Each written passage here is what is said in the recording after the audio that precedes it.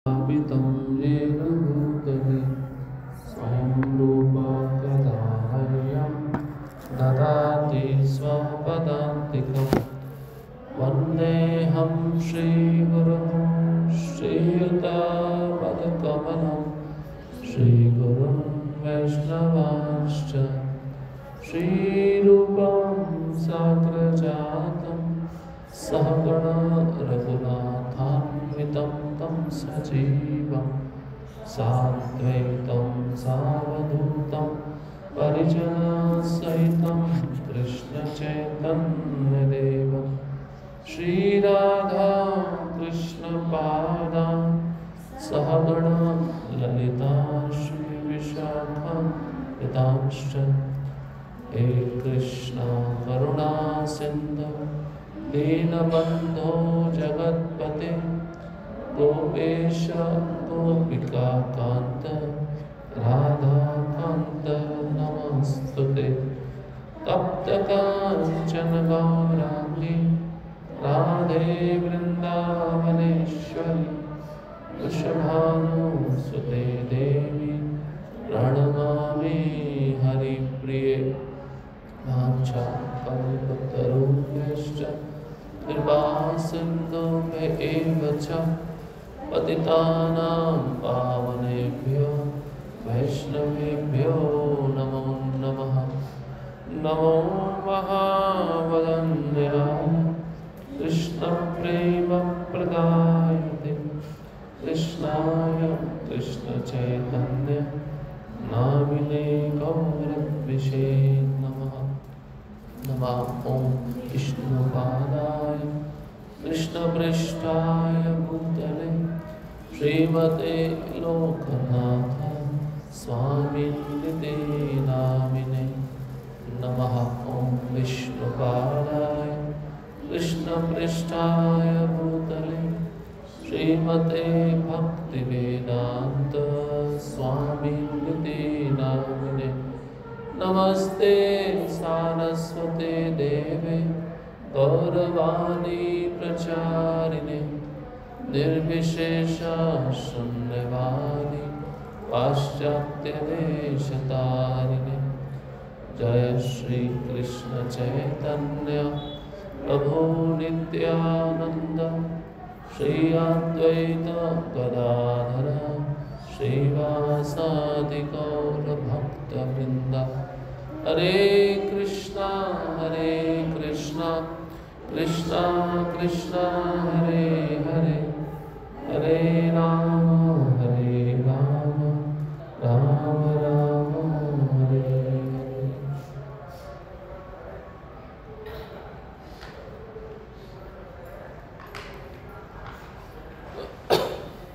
हरे कृष्णा।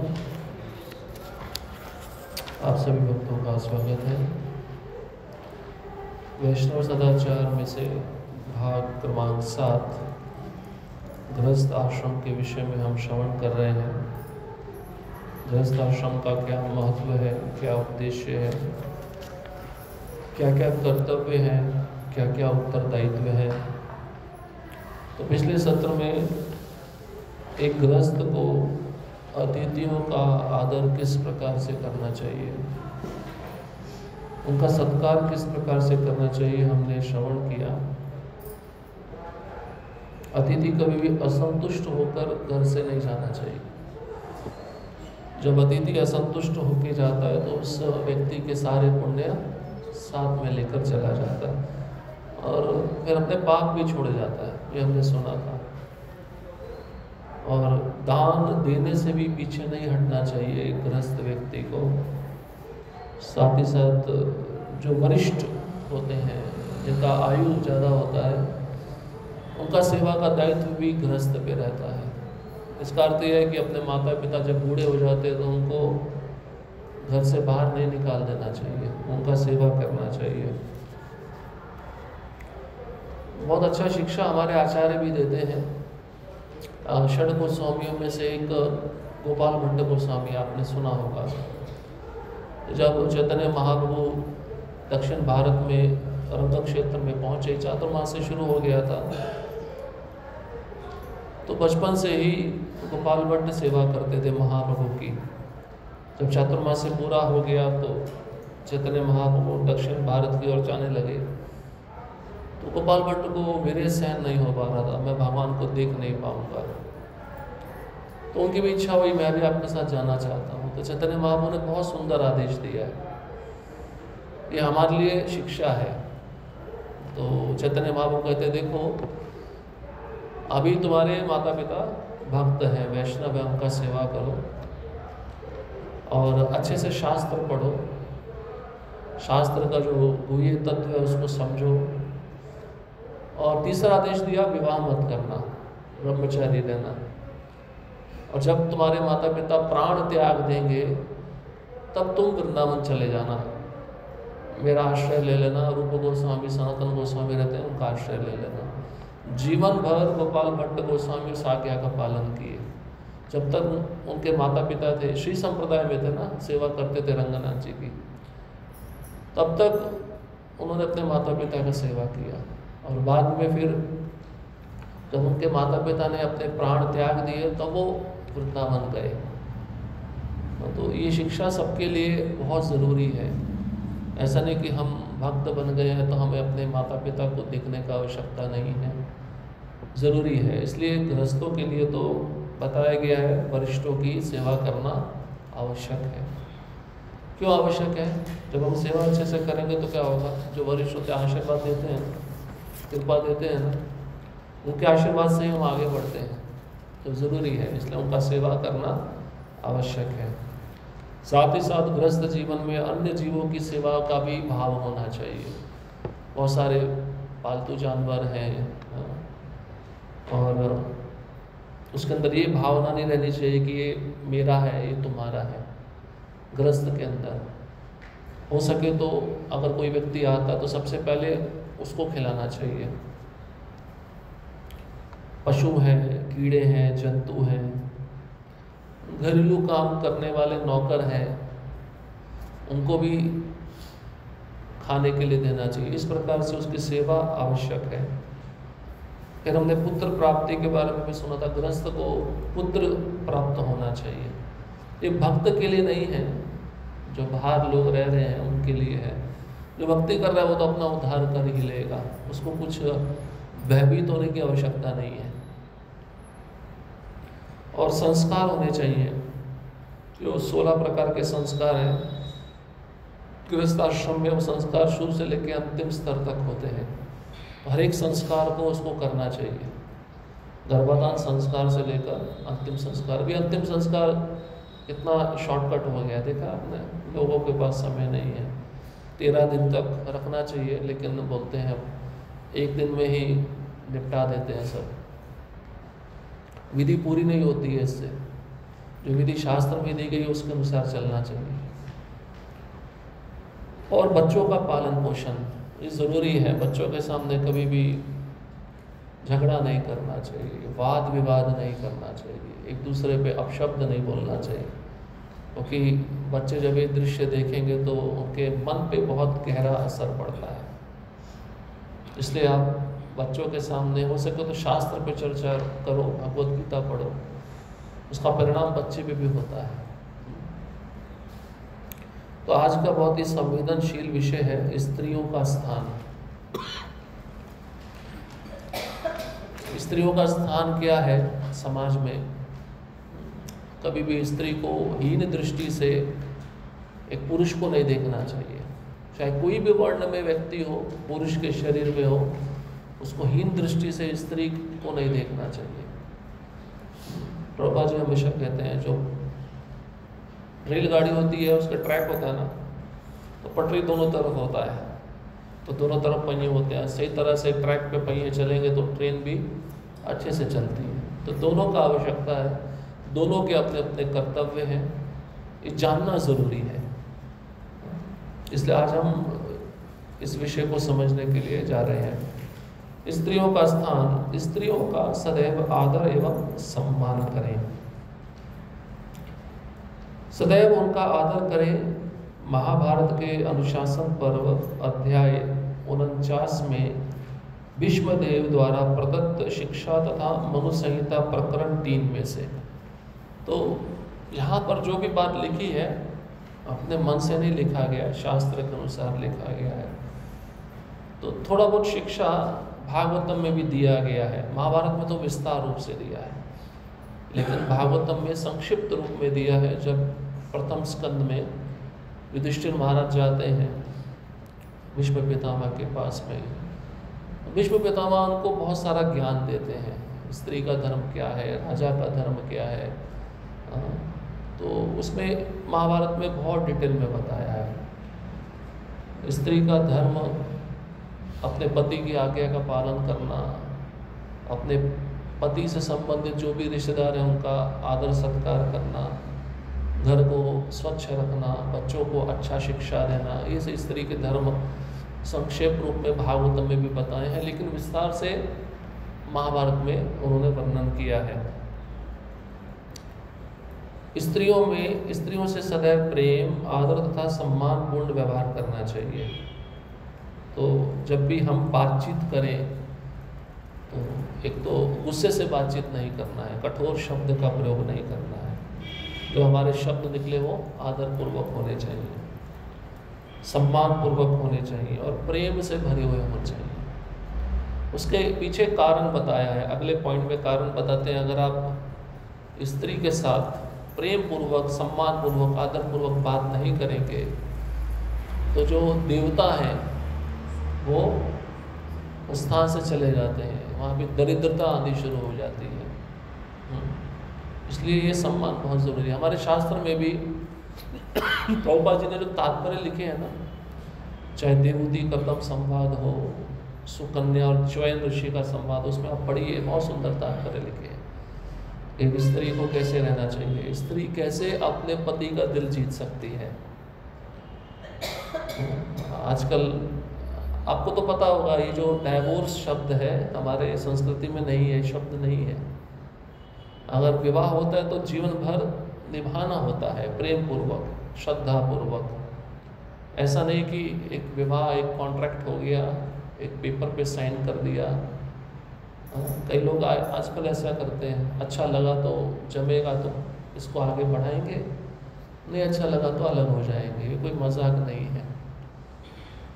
इसलिए यहाँ पे सिद्धांत दिए गए हैं।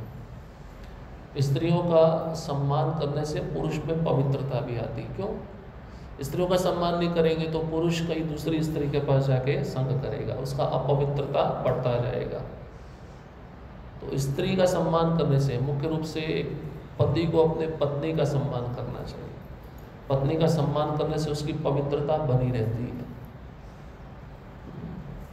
नहीं तो उसका मन फिर कहीं और जाएगा, अपवित्र कार्यों में लगेगा, उसका मन दूषित होगा। ये सब कारण बताए गए हैं। जब स्त्रियों का आदर किया जाता है तब देवी देवता भी प्रसन्न रहते हैं, परंतु जहाँ उनका आदर नहीं होता है वहाँ सभी कार्य निष्फल हो जाते हैं। इसलिए रुलाना नहीं चाहिए। समझते हैं, ऐसे शब्द बोल देते हैं, पत्नी रोती है, क्योंकि स्त्री शुरुआत से उसका जो स्वभाव बना इमोशनल है, भावनात्मक स्तर पे है। इसलिए जो भी कार्य हो, जो भी संबंध हो, एक श्रद्धा के स्तर पे हो, एक विश्वास के स्तर पे हो और साथ ही साथ प्रेम के स्तर पे हो। समस्या क्यों आती है तो उसको प्रेम पूर्वक सुलझाना चाहिए, बातचीत करके। जितना कठोर शब्दों का प्रयोग करेंगे, वो कठोर शब्द हृदय को लगते हैं ना, चुभते हैं ना, तो बाद में फिर वो आंसुओं में परिवर्तित हो जाते हैं। ठीक है, वो आपके सामने नहीं रोएगी, लेकिन एकांत में जाके रोएगी, वो ठीक नहीं है। वहाँ पे देवी देवता अप्रसन्न हो जाते हैं। जो भी कार्य आप करना चाहते हो निष्फल हो जाएगा, कार्य ठीक से नहीं हो पाएगा। ये स्त्रियों का आदर है हमारे समाज में। यदि किसी घराने की स्त्री दुखी हो तो शीघ्र ही वह घराना नष्ट हो जाता है।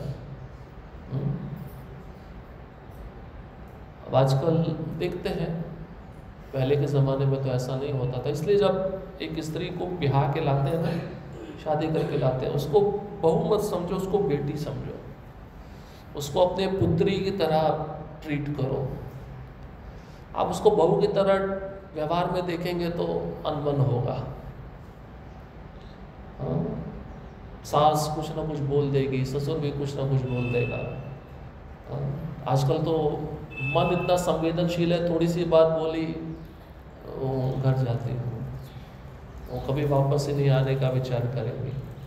बहुत संभल के लेना पड़ता है। आजकल के रिश्ते बहुत संवेदनशील हो गए हैं, पहले जैसी सहनशीलता रही नहीं है। पहले के लोग क्या क्या सहन करते थे वही जानते हैं।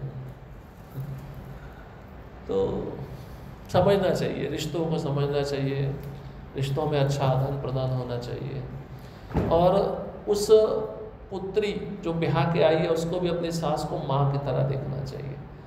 दोनों की तरफ से ये संबंध होना चाहिए, ऐसा नहीं ये मेरी सास ही है। फिर सास की दृष्टि से देखोगे तो कुछ शब्द वो कटु बोलेगी तो आपको सहन नहीं होगा, और माँ की दृष्टि से देखोगे तो माँ क्या करती है, कभी कभार गलती करने पर डांट देती है तो बच्चा समझ लेता है।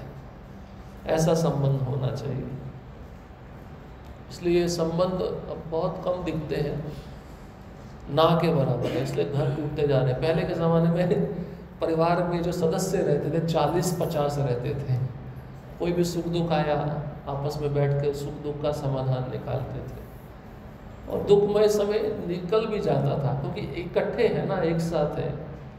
और परिवार बट गए, बटने के कारण अब परिवार में पति पत्नी और एक बच्चा, और कुछ नहीं। ना पति के पास समय है ना पत्नी के पास समय है, दोनों के पास समय नहीं है बच्चे को समय देने के लिए। फिर ये सब चीज़ें उत्पन्न होती हैं, अलग रहने का विचार आता है, व्यक्ति दूसरे किसी विषय के बारे में सोचता है। ये बहुत ज़रूरी है। इसलिए स्त्री को कभी दुखी नहीं करना चाहिए। भागवतम में भी लिखा है, शास्त्रों में भी लिखा है, 5 जीवों पर कभी हाथ नहीं उठाना चाहिए, है ना। कौन कौन से जीव है वो? स्त्री है, ब्राह्मण है, बालक है, और गाय है, और वृद्ध पुरुष। इन पे अधिकार नहीं है राजा का दंड देने का, चाहे इन्होंने कुछ गलती भी की हो, लेकिन शास्त्र कहता है इनको दंड मिलने के अधिकारी नहीं है ये। तो स्त्री के आंसू पूरे घराने को नष्ट कर सकते हैं। उदाहरण कोई बताएगा? हाँ, द्रौपदी बहू थी ना, उसके कारण भीष्म पितामह को भी मरना पड़ा। उस समय भरी सभा में कैसा अपमान किया था एक स्त्री का। और कहाँ से उत्पन्न हुई थी द्रौपदी? यज्ञ से। अग्नि इतनी पवित्र मानी जाती है। उसका अपमान हुआ था, तभी भगवान ने कसम खाया था जो भी देख रहे दृश्य जीवित नहीं जाएंगे फिर। ऐसा बताया भी है, महाभारत में ऐसा वर्णन है कि युधिष्ठिर महाराज बहुत नम्र थे। वो चाहते थे युद्ध ना हो, शांति रहे परिवार में। युद्ध होगा तो अनेक लोग मारे जाएंगे, घर उजड़ जाएंगे, बच्चे अनाथ हो जाएंगे। नहीं चाहते थे युद्ध, तो उन्होंने भगवान को बुलाया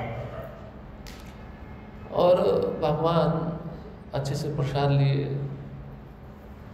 शांति दूत बन के प्रस्ताव रखा गया है, हस्तिनापुर जाएंगे और वहाँ पे 5 गांव मांगेंगे। युधिष्ठिर महाराज ने पूरा कहा था ट्राई करना युद्ध ना हो 100%, तो भगवान भी आश्वासन दे रहे थे। भगवान ने कहा नहीं होगा, चिंता मत करो। तो प्रसाद लिए थे तो हाथ धुलवा रहा था, द्रौपदी हाथ धुलवा रही थी। बचपन में द्रौपदी ने याद दिलाया भगवान को, जब हाथ धुला रही है प्रसाद लेने के पश्चात। आपको याद है हम चौसर खेले थे और मैं जीत गई थी, और जीतने पर मैं आपसे कुछ चाहती थी मांगना, लेकिन मैंने कहा अभी नहीं मांगूंगी, जब समय आएगा तब मांगूंगी। आपको याद है? भगवान बोले मैं कुछ भूलता नहीं हूँ, मुझे सब याद रहता है। भगवान गीता में बोले ना, मत्तः परतरम सर्वस्य चाहम हृदय सन्निविष्टो, मैं सबके हृदय में रहता हूँ। तो द्रौपदी ने कहा मुझे युद्ध चाहिए। सुन रही थी बात ओके, एक स्त्री अपना अपमान कैसे सहन कर पाएगी? उसका कहना भी बिल्कुल सही था, ऐसा नहीं होना चाहिए। अपमान हुआ था, किसी ने कुछ बोला नहीं था, सब निशब्द पड़े हुए थे। तो भगवान समझ गए, और भगवान भी यही चाहते थे।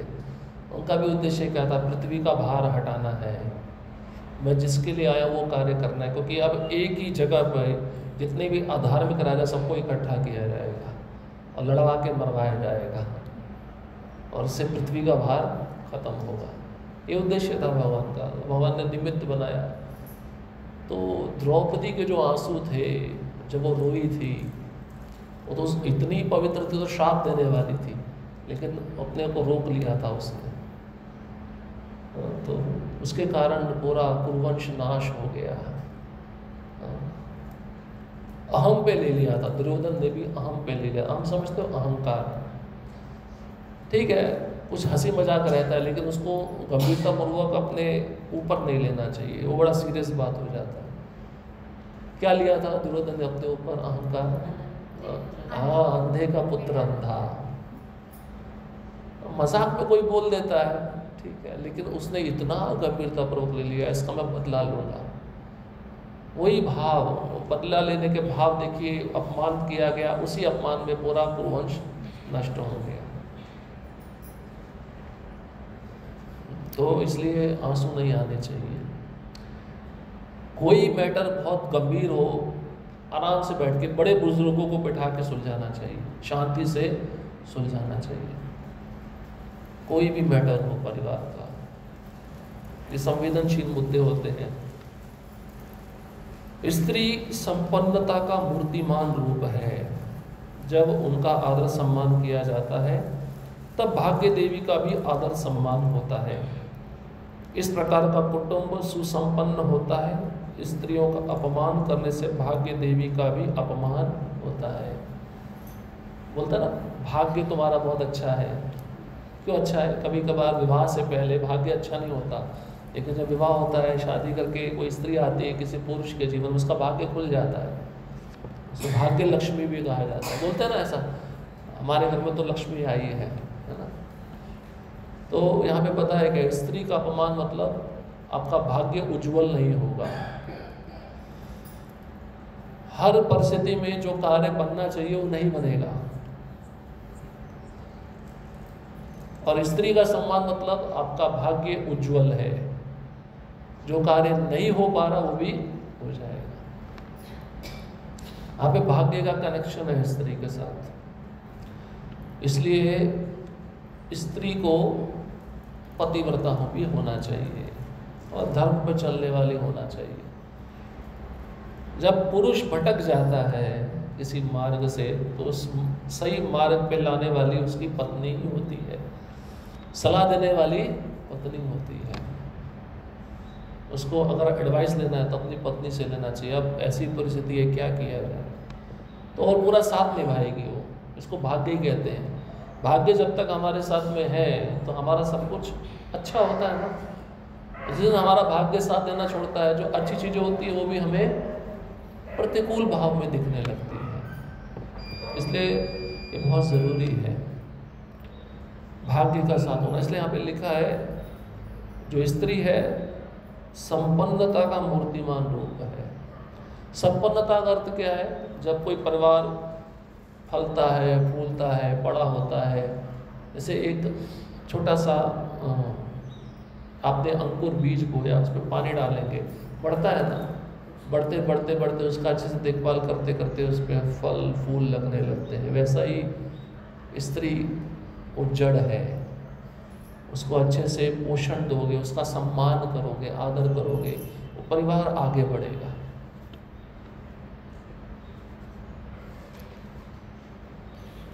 जिस घर में स्त्रियों का उचित आदर ना हो, वह घर उनके श्राप से इस प्रकार नष्ट हो जाता है जैसे किसी जादू द्वारा नष्ट किया गया। तो ऐसा बताते हैं कि एक नैष्ठिक ब्रह्मचारी और पतिव्रता नारी, इन दोनों का श्राप बहुत खतरनाक होता है, क्योंकि वो पवित्रता के कारण उनके पास आध्यात्मिक शक्ति होती है। लेकिन कलयुग में असंभव है, अभी सब दूषित होता जा रहा है। लेकिन शास्त्र में आप देखो बहुत सारे उदाहरण हैं। धृतराष्ट्र की पत्नी गांधारी पतिव्रता नारी थी, और भगवान को वैसे श्राप नहीं लगता है, लेकिन भगवान ने निमित्त बनकर श्राप ग्रहण किया था कि उसने कहा था ना कि जैसे मेरे वंश का संहार हुआ तुम्हारा वंश भी ऐसे नष्ट होगा। वो तो लीला है भगवान की। इतना हिम्मत उसके अंदर था। शिव को मानती थी, शिव की भक्ति करती थी, बहुत आध्यात्मिक दृष्टि से बहुत उन्नत स्त्री थी। तो यहाँ पे बताया गया स्त्री का श्राप पूरे घर को नष्ट कर देता है। और कैसे नष्ट करता है? जैसे जादू द्वारा नष्ट किया जाता है। जादूगर कोई एक वस्तु दिखा रहा है जादू में, उसने कुछ फेंका, वो चीज़ नष्ट हो गई, ओझल हो गई आपकी दृष्टि से, गायब हो गई। वैसे ही वो परिवार भी नष्ट हो जाता है।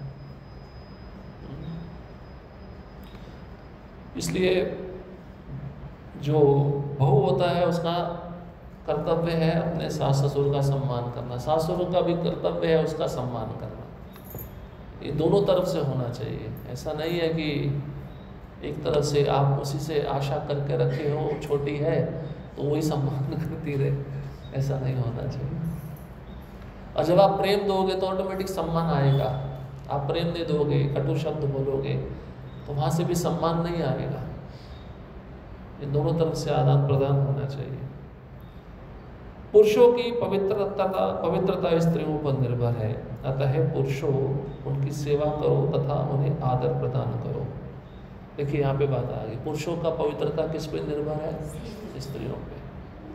अगर स्त्री अपने पति को संतुष्ट करने के लिए कार्य कर रही है तो पुरुष का मन कहीं भी इधर उधर नहीं जाएगा। इसलिए पुरुष का भी एक कर्तव्य है कि अपना पत्नी का सेवा करे। सेवा का मतलब क्या है? वैसे तो हम देखते हैं पत्नी सेवा करती है, पति कैसे सेवा करे पत्नी का? उसको उसको आदर दे, प्रेम दे, उसका आवश्यकताओं का पूर्ति करे, उसको आध्यात्मिक मार्गदर्शन दे। ये ज़रूरी है। उसको कभी ऐसा फील नहीं होना चाहिए कि मैं अकेली हूँ। ये बहुत ज़रूरी है। आजकल दोनों जॉब करते हैं, समय मिलता नहीं है। समय कब मिलता है? 5 मिनट मिलता है, आए खाना खाया चले गए, अगले दिन सुबह फिर अपना ड्यूटी पे जाओ। ये संबंध आगे और ज़्यादा खराब होता जाएगा।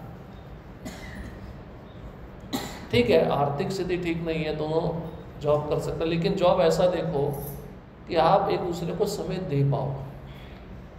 पैसे की होड़ में ऐसा नहीं होना चाहिए कि एक दूसरे को भूल जाओ, पैसा कमाने में लगे रहो।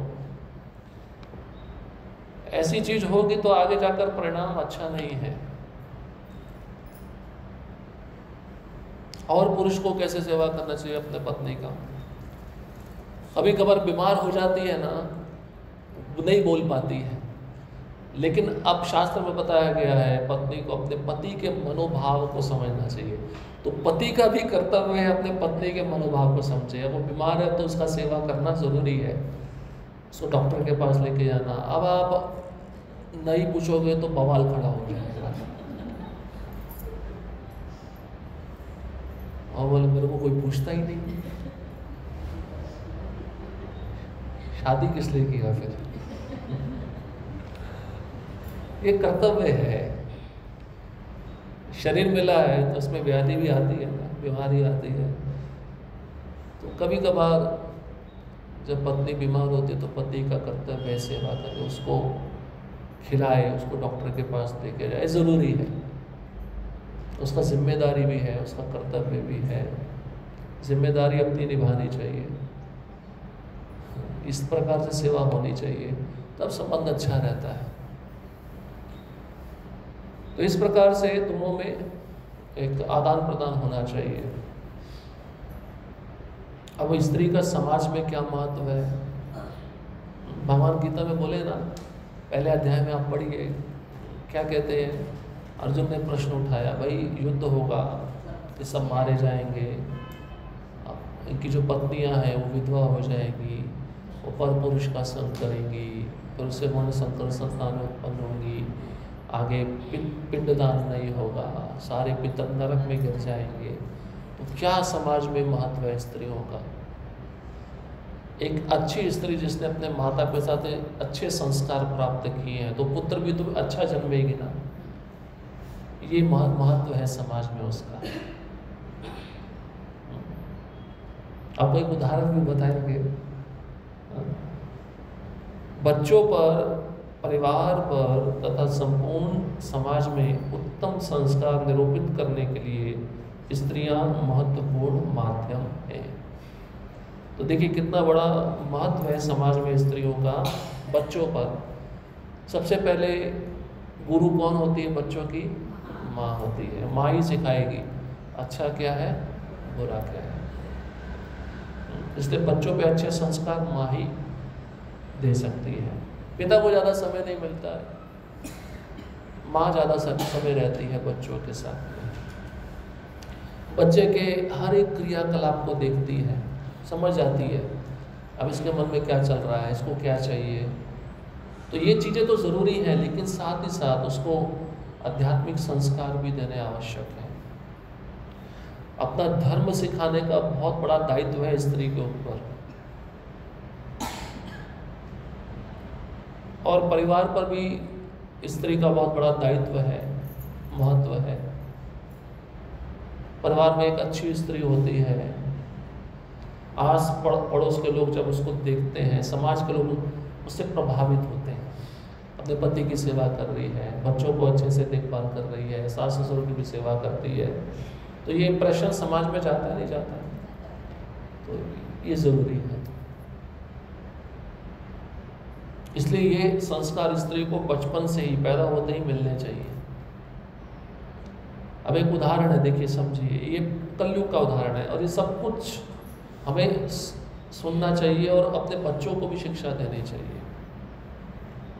अभी अभी जैसे प्रभु जी भी कल प्रवचन में उदाहरण बता रहे थे, अभी अमेरिका में इलेक्शन हुए ना, उसमें जो अभी अध्यक्ष बना है उसने एक स्त्री को कैबिनेट दिया है ना?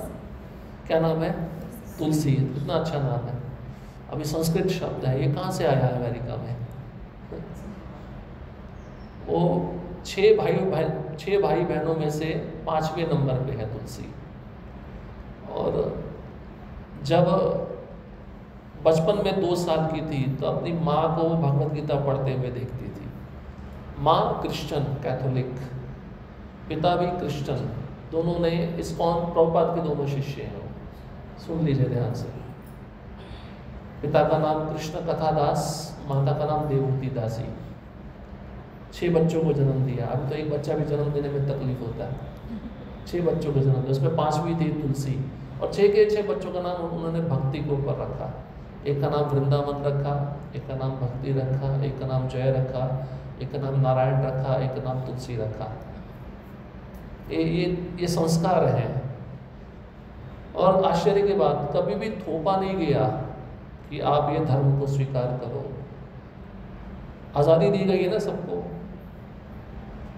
आप, और वो हिंदू धर्म में भी नहीं जन्मे हैं, वो क्रिश्चियन परिवार में जन्मे हैं, जहाँ पे बाइबल को माना जाता है, जीसस क्राइस्ट को माना जाता है।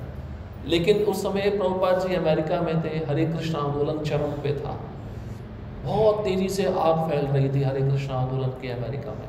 तो ये दोनों पति पत्नी प्रभुपाद के संपर्क में आए थे और प्रभुपाद ने इनको दीक्षा दिया, भक्त बन गए, 16 माला जप करने लगे, 4 नियम पालन। और माता जी तुलसी की माँ रोज़ भगवद गीता पढ़ती थी।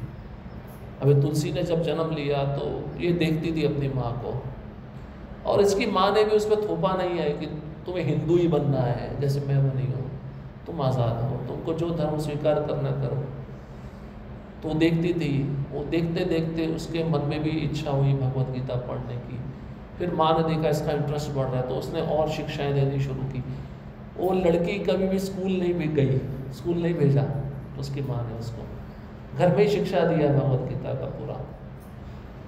आप सोचिए, विचार करिए, आज के ज़माने में अगर हम माता पिता को बोले ना बच्चों को स्कूल में मत भेजो, आप गुरुकुल में एडमिशन दे दो, बोलेंगे इससे क्या, आगे नौकरी करवाना है, पैसा कमाना है, इसका आगे उज्जवल भविष्य बनाना है, ये पहले 100 बातें मन में आ जाएंगी। लेकिन उसकी माँ ने कभी उसको स्कूल भेजा ही नहीं, उसको घर में शिक्षा दिया, बिल्कुल गुरुकुल तरीके से भगवत गीता का पूरा शिक्षा दिया, उसको पढ़ाया, उसको जप करना सिखाया, वो जप करने लगी, जीवन में आगे बढ़ती गई।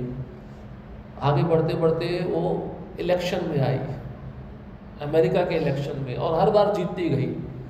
जहाँ पे भी जाती थी प्रभुपाद जी का प्रचार करती थी। आप वीडियोस देख लो आप उठा के। और हरे कृष्ण महामंत्र सबसे बुलवाती थी, सबको गवाती थी वो। न्यूयॉर्क की एक रथ यात्रा का 15 मिनट का क्लिप है, उसको बुलाया गेस्ट के रूप में, तब वो बड़ी नेता बन गई थी भाई। उसने भक्तों के साथ में कीर्तन किया, अपने पति को लाई थी, और शादी भी हिंदू रीति रिवाज से किया था, कोई उसमें फादर नहीं था, पादरी नहीं था, हिंदू फेरों के साथ शादी किया। उसके बाद में उसने फिर बड़ी नेता बन गई, कहीं पे भी जाती थी प्रभुपाद की जय, जय श्री कृष्णा, और भगवत गीता के टीचिंग्स को प्रमोट करती थी। हिंदू परिवार में नहीं जन्मी, हिंदू से कुछ लेना देना नहीं है, वो कृष्ण की भक्त मानती है अपने को। ये संस्कार कहाँ से आए? माँ से आए, माँ ने सिखाया। उससे इतने लोग प्रभावित हुए, क्योंकि आप देखो जो कृष्ण का भक्त होता है ना, सच्चा भक्त, उसके मुख से जो निकलेगा वो आपको प्रभावित करेगा ही करेगा। वो जो शब्द होता है ना, वो जो ध्वनि होती है, आध्यात्मिक ध्वनि होती है, वो हृदय को स्पर्श करती है। तो बहुत सारे लोग अमेरिका के उसको मानने लगे, उसके इतने सारे फॉलोअर हो गए। और इतना ही नहीं, अब सेना में भी भर्ती हुई, 20 साल उसने सेना में अपने दिए, कुवैत में जाके लड़ती थी, पिस्टल एक हाथ में, एक हाथ में भगवत गीता। क्षत्रिय होता ना, क्षत्रिय, वो धर्म भी उसने निभाया है। फिर इराक में भी रही, मुस्लिम देशों में रही है वो। उसके बाद में अब जाके उसको एक ऐसा पद मिला है, डायरेक्टर ऑफ नेशनल इंटेलिजेंस, कहते हैं जो अमेरिका की 19 खुफिया एजेंसी हैं सब उसको रिपोर्ट करेंगी, और वो राष्ट्रपति को रिपोर्ट करेगी। फिर भी वो उसी मंच पे आकर, उसका भाव वही है, वो गिटार लेकर महामंत्र गाती है, भगवत गीता के श्लोकों को बोलती है, उसका टीचिंग्स बोलती है। और इस्कॉन जहाँ पे बोलती है, इस्कॉन के भक्त वहाँ पे होते ही होते हैं उसके साथ में। कहने का मतलब ये है, संस्कार कहाँ से आए और कहाँ की तरफ जा रहे हैं, उसके बोलने से, उसके भक्त बनने से कितने लोग प्रभावित हुए हैं। ये स्त्री का एक समाज में बहुत बड़ा महत्व है। और हमारा धर्म ऐसा है, किसी पे जबरदस्ती थोपा नहीं जाता है, बंदूक की नोक पे, तलवार की नोक पे परिवर्तन नहीं कराया जाता, पैसे देके परिवर्तन नहीं कराया जाता। आपको स्वीकार करना है करो, नहीं है तो कोई बात नहीं। मानवता सिखाने वाला धर्म एकमात्र सनातन धर्म है। उसने जाना, उसने पहचाना, और उसको उस टीचिंग्स को, ये भी बहुत बड़ी बात है, उसकी शिक्षाओं को जीवन में उतारा उसने। ऐसा नहीं कि उसने असफलता नहीं देखी है, लेकिन वो जूझती रही, लड़ती रही, क्योंकि उसने सुना है, कृष्ण ने बोला है कर्म करो, फल की इच्छा मत करो। वही उसने सिद्धांत अपने जीवन में अपनाया। आज वो इतनी सफल स्त्री है। और जब वो नेता बनी पार्लियामेंट में, अपने दृश्य वो भी आप देख लेना यूट्यूब पे, भगवत गीता पे हाथ रख के उसने कसम खाया था, बाइबल पे हाथ रख के कसम नहीं खाया। बोले मैं कृष्ण को मानती हूँ, मैं भगवत गीता पे हाथ रख के कसम खाऊंगी, जो भी मैं करूँगी अमेरिका के लिए अच्छा करूँगी। ये उसने, इस वीडियो है।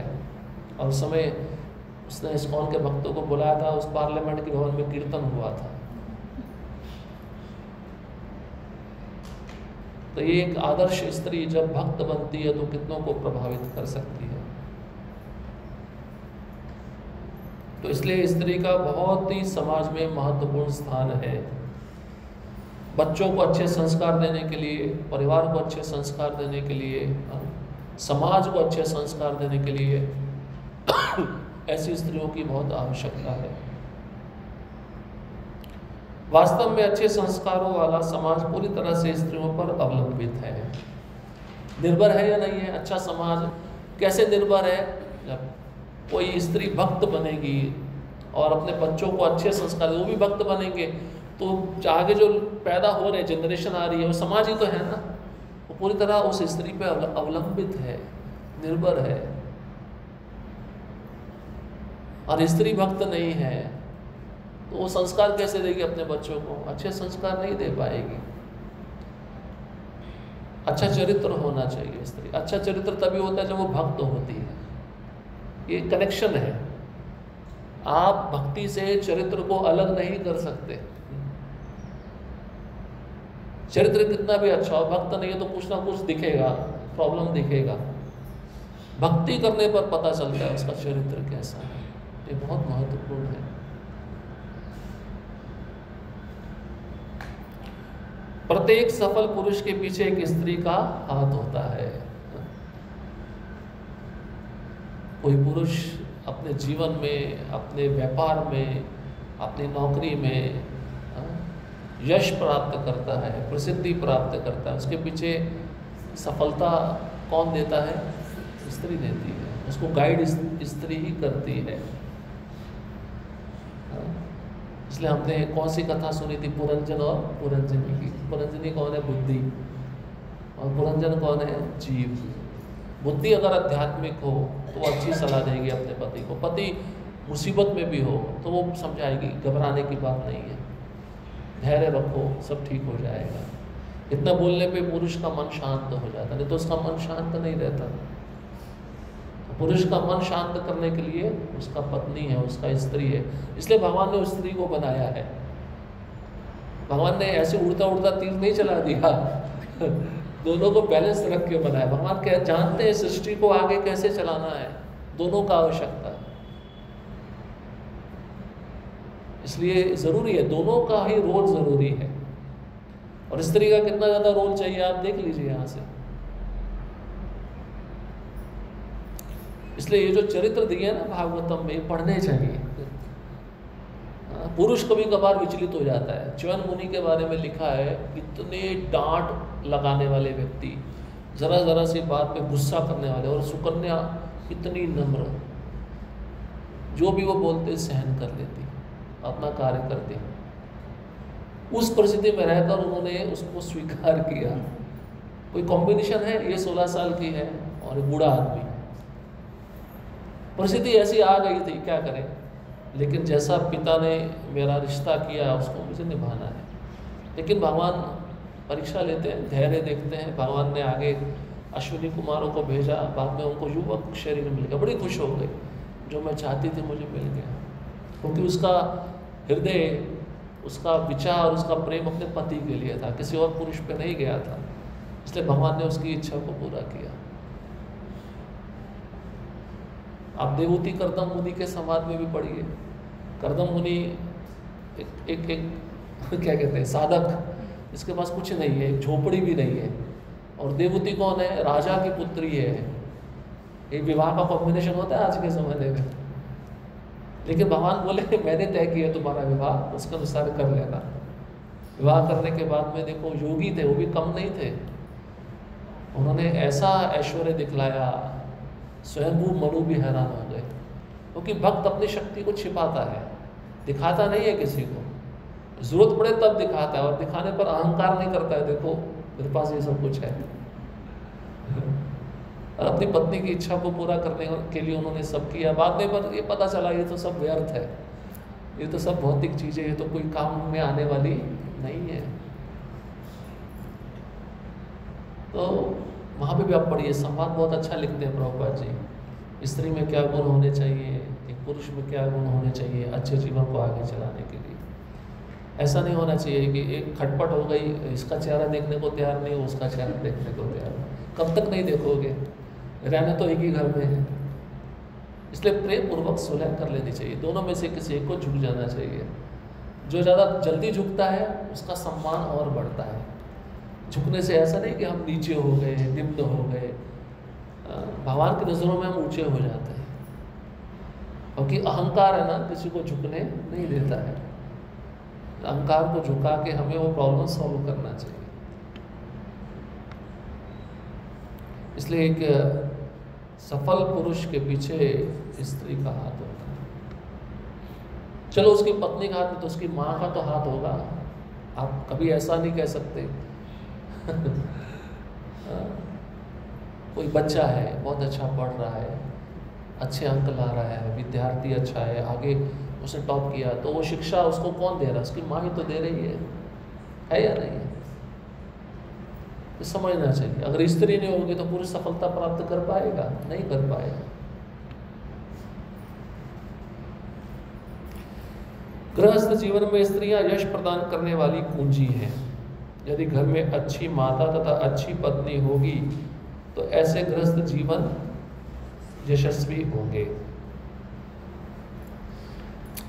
श्रीमद् भागवतम में से ये दिया गया है, 4 स्कंद 29वां अध्याय 15वां श्लोक के तात्पर्य में, ये प्रभुपाद जी के तात्पर्य में से कोट यहाँ पे लिखा गया है। तो जीवन में, मुख्य रूप से गृहस्थ जीवन में सबसे बड़ी पूंजी क्या है? स्त्रियां हैं, यश प्रदान करने वाली। और यदि घर में अच्छी माता, अच्छी पत्नी होगी तो गृहस्थ जीवन यशस्वी होता है। आप छोटा सा उदाहरण ये भी सुन लीजिए। अभी जो रतन टाटा जिन्होंने शरीर छोड़ा, तो पारसी परिवार में जन्मे थे। पारसी परिवार एक अलग समुदाय था, ये पहले ईरान में रहता था पारसी परिवार। वो बेचारे, अब मुस्लिमों ने कब्जा लिया, पारसियों को मार दिया, कुछ पारसी जीवित बचे भारत में आके रहने लगे। तो इनकी माँ ने घर को छोड़ दिया, अन्य पुरुष के साथ शादी कर लिया, लेकिन ये अपनी दादी के पास में रहते थे। कौन? रतन टाटा। कितने कैसे व्यक्ति थे आप सोचिए। वो ज़रा सा भी गर्व नहीं उनको अपने पैसे पे, ऐश्वर्य पे, कितना दान उन्होंने दिया है। और बचपन में इनकी कहानी आप सुनेंगे आप हैरान हो जाएंगे। तो उनकी दादी सीख देती थी हमेशा नम्र रहना, अपने को ये नहीं दिखाना कि हम बहुत बड़े लोग हैं। आप उस समय सोचो, जब ये छोटे थे, इनके पास रोल्स रॉयस कार थी। रोल्स रॉयस कार पता है क्या कीमत है उसकी आज के ज़माने में? 10-12 करोड़ की कार है वो आज के ज़माने। उस समय में जब ये छोटे थे तब की बात बता रहे हैं। और ये उस गाड़ी में बैठ के आते थे, स्कूल से इनको स्पेशल ये गाड़ी लेने के लिए जाती थी। तो एक दिन की बात है, तो उन्होंने बहुत अच्छी शिक्षा प्राप्त की थी अपनी दादी से। दादी ही माँ की तरह इनको पालती थी। अब इन्होंने ड्राइवर को मना कर दिया, तुम मत लेने आया करो, हम पैदल आया करेंगे। भाई उतनी बड़ी गाड़ी आती है तो बच्चे देखते हैं, अरे तू तो बड़ा अमीर है, तेरे पास तो बहुत पैसा है, तेरे पास किसी वस्तु की कमी नहीं है। तो ये सुनना उनको अच्छा नहीं लगता था। उन्होंने ड्राइवर को मना कर दिया। वो गाड़ी नहीं लेने के लिए नहीं आती थी, पैदल जाते थे स्कूल से घर, घर से स्कूल। इतना अमीर आदमी जो जन्मा है कि चांदी के चम्मच के परिवार में, और उसका दादी क्या शिक्षा दे रहा है? तुम्हें गर्व नहीं करना है अपनी संपत्ति में, सादा जीवन में रहो, सिंपल। अब उनका वेशभूषा भी देखो, सिंपल रहते थे। तो हर एक यशस्वी पुरुष के पीछे एक स्त्री का हाथ है। ठीक है, उसकी माँ नहीं होगी, उसकी पत्नी नहीं होगी, उसकी दादी होगी, उसकी नानी होगी, कोई ना कोई तो होगा। तो ये संस्कार कहाँ से आ रहे हैं? माताओं से आ रहे हैं ना। तो कितना बड़ा महत्व है समाज में स्त्रियों का। जितने भी अभी के ज़माने में बड़े बड़े यशस्वी लोग बैठे हैं, बड़े बड़े इंडस्ट्रियलिस्ट जिसने बहुत पैसा कमाया, उनके पीछे भी स्त्री का हाथ है। उनके घर में जो स्त्री है, जो सुसंस्कृत है, जो अच्छे विचार रखती है, उनका हाथ है इस यश को प्राप्त करने में। ऐसा नहीं हर चीज़ अब पैसा कमा के ही प्राप्त नहीं की जाती है। अच्छे संस्कार हम पैसा दे के खरीद सकते हैं? नहीं खरीद सकते। अच्छे संस्कार तो हमें वही देगा जो स्वयं अच्छा संस्कारी व्यक्ति है। तो इसलिए हर एक यशस्वी पुरुष के पीछे एक स्त्री का हाथ है। तो जो व्यक्ति श्रेय प्राप्त करता है उससे आधे से ज़्यादा श्रेय उसको अपनी पत्नी, अपनी माता को देना चाहिए, क्योंकि उसमें उसका सबसे बड़ा हाथ है, योगदान है।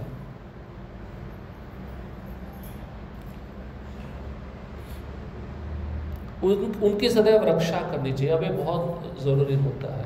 वो कहते हैं स्त्रियाँ स्वतंत्र होनी चाहिए, उनको बेरोक टोक कुछ भी करने दिया जाना चाहिए। नहीं, यहाँ पे देख लीजिए उनकी रक्षा बहुत ज़रूरी है। स्त्रियां कोमल होती है तथा सदैव उनका शोषण किया जाता है, अतः सदैव उनकी रक्षा करनी चाहिए। कोमल का अर्थ क्या है? विचार तो कोमल होते ही हैं, अच्छे होते हैं, लेकिन शरीर से भी कोमल है ना, उसके अंदर शक्ति तो ज़्यादा नहीं है। अब पुरुष एक हाथ चलाएगा तो उठ पाएगी? वो नहीं उठ पाएगी, इसलिए उसका रक्षण होना चाहिए। अब प्रभुपाद जी यही कहते थे, तुम्हें स्त्री और पुरुष में समान अधिकार चाहिए ना। तो एक रात में, आधी रात में पुरुष अकेला जा सकता है, लेकिन स्त्री अकेली जा सकती है क्या? नहीं जा सकती, इसलिए उसका रक्षण जरूरी है।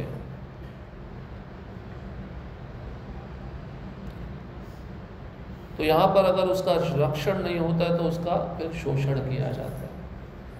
प्रभुपाद जी एक तात्पर्य में लिखते हैं, स्त्री चाहे भौतिक दृष्टि से इस संसार में कितनी भी शक्तिशाली क्यों ना हो, पर जब वो असुरक्षित है तो उसका कोई भी शोषण करेगा। प्रभुपाद जी में लिखते हैं, रावण जैसा व्यक्ति शोषण करेगा। इसलिए किसी भी परिस्थिति में स्त्री को रक्षण मिलना ही चाहिए। वो अपना रक्षण स्वयं नहीं कर सकती, उसके अंदर बल नहीं है, तो इसलिए उसका रक्षण कौन करना चाहिए? मनु संहिता में भी लिखा है ना, आपने सुना होगा, बचपन में उसके पिता करने चाहिए। पिता और पुत्री का संबंध कितना सुंदर होता है। अब पुत्री है, ज़्यादा बात अपनी माँ से शेयर नहीं करेगी, पिता के पास बहुत प्रेम है, पिता के पास तुरंत जाएगी, पिता से बातचीत करेगी। तो पिता का कर्तव्य है अपनी पुत्री को संरक्षण प्रदान करना। जब उसका विवाह होता है तो फिर उसका संरक्षण कौन करना चाहिए? उसका पति करना चाहिए, उसको प्रेम से रखना चाहिए। और जब बूढ़ी हो जाए, मान लीजिए उसका पति संन्यास ले लिया या पति का देहांत हो गया, फिर भी उसको अपने बड़े पुत्रों के संरक्षण में रहना चाहिए, तभी वो स्वतंत्र नहीं है। इसलिए संरक्षण हर अवस्था में स्त्री के लिए जरूरी है, और संरक्षण रहेगा तो उसकी पवित्रता बनी रहेगी। जहाँ वो चाहेगी कि मैं आज़ाद हो जाऊँ, मैं अपने मन से कुछ भी करूँ, मुझे पूछने वाला कोई नहीं होना चाहिए, समाज में फिर समस्या खड़ी होनी शुरू हो जाएगी। फिर अन्य पुरुषों की नज़र भी उस पर पड़ती है। ये स्वतंत्र रहना चाहती तो उसको बहला फुसला के अपने जाल में फंसा सकते हैं। प्रभुपाद जी लिखते हैं, स्त्री मीठी मीठी बातों में जल्दी फंस जाती है, एक तात्पर्य में लिखते हैं। और व्यक्ति फिर क्या करता है? उसका शोषण करता है, उसको अपने तरीके से क्या करता है? उसको अपनी इच्छा को पूरा करवाता है। इसलिए उसका संरक्षण जरूरी है। तो उनका स्वभाव कोमल रहता है, विचार कोमल रहते हैं, शोषण जल्दी किया जा सकता है, इसलिए उनका रक्षण जरूरी है। इसलिए भगवान राम ने क्या कहा था सीता को? सीता को तो वनवास नहीं मिला था ना।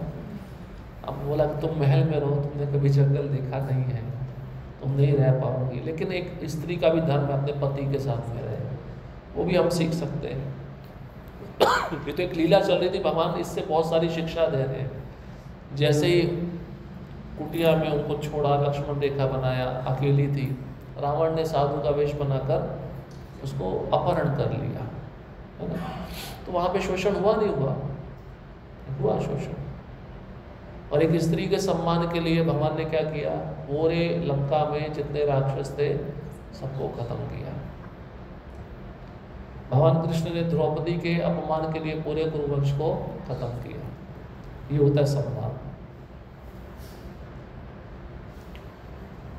मनुष्यों के जनक मनु कहते हैं कि शुद्ध एवं पवित्र रहने के लिए बड़े पैमाने पर स्त्रियों को संरक्षण दिया जाना चाहिए। उसके पश्चात ही अच्छी प्रजा, समाज में शांति तथा संपन्नता का निर्माण हो सकता है। तो जब तक स्त्रियों को संरक्षण नहीं मिलेगा तो आप एक्सपेक्ट कर सकते हो कि आगे जो बच्चे होंगे वो भी अच्छे हों, शांतिमय हो? नहीं। इसलिए उनको संरक्षण सबसे पहले देना जरूरी है। इसलिए आप देखो, जब भी यात्राएं चलती थी, आगे पुरुष रहते थे, बीच में स्त्रियां रहती थी, पीछे भी पुरुष रहते थे। एक क्या कहते हैं, एक प्रथा बनाई गई है, विधि यही है, संरक्षण मिलना चाहिए। स्त्री को कभी पीछे नहीं रखना चाहिए, आगे रखना चाहिए, पुरुष पीछे रहना चाहिए।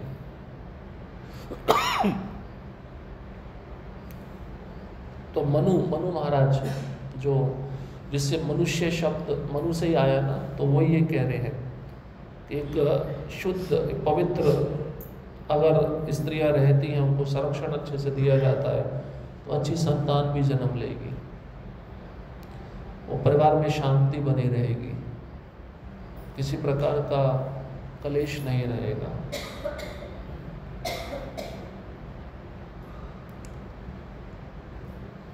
स्त्रियों का बचपन पिता द्वारा, युवावस्था पति द्वारा तथा वृद्धावस्था पुत्र द्वारा संरक्षित होनी चाहिए, ये अत्यंत अनिवार्य है।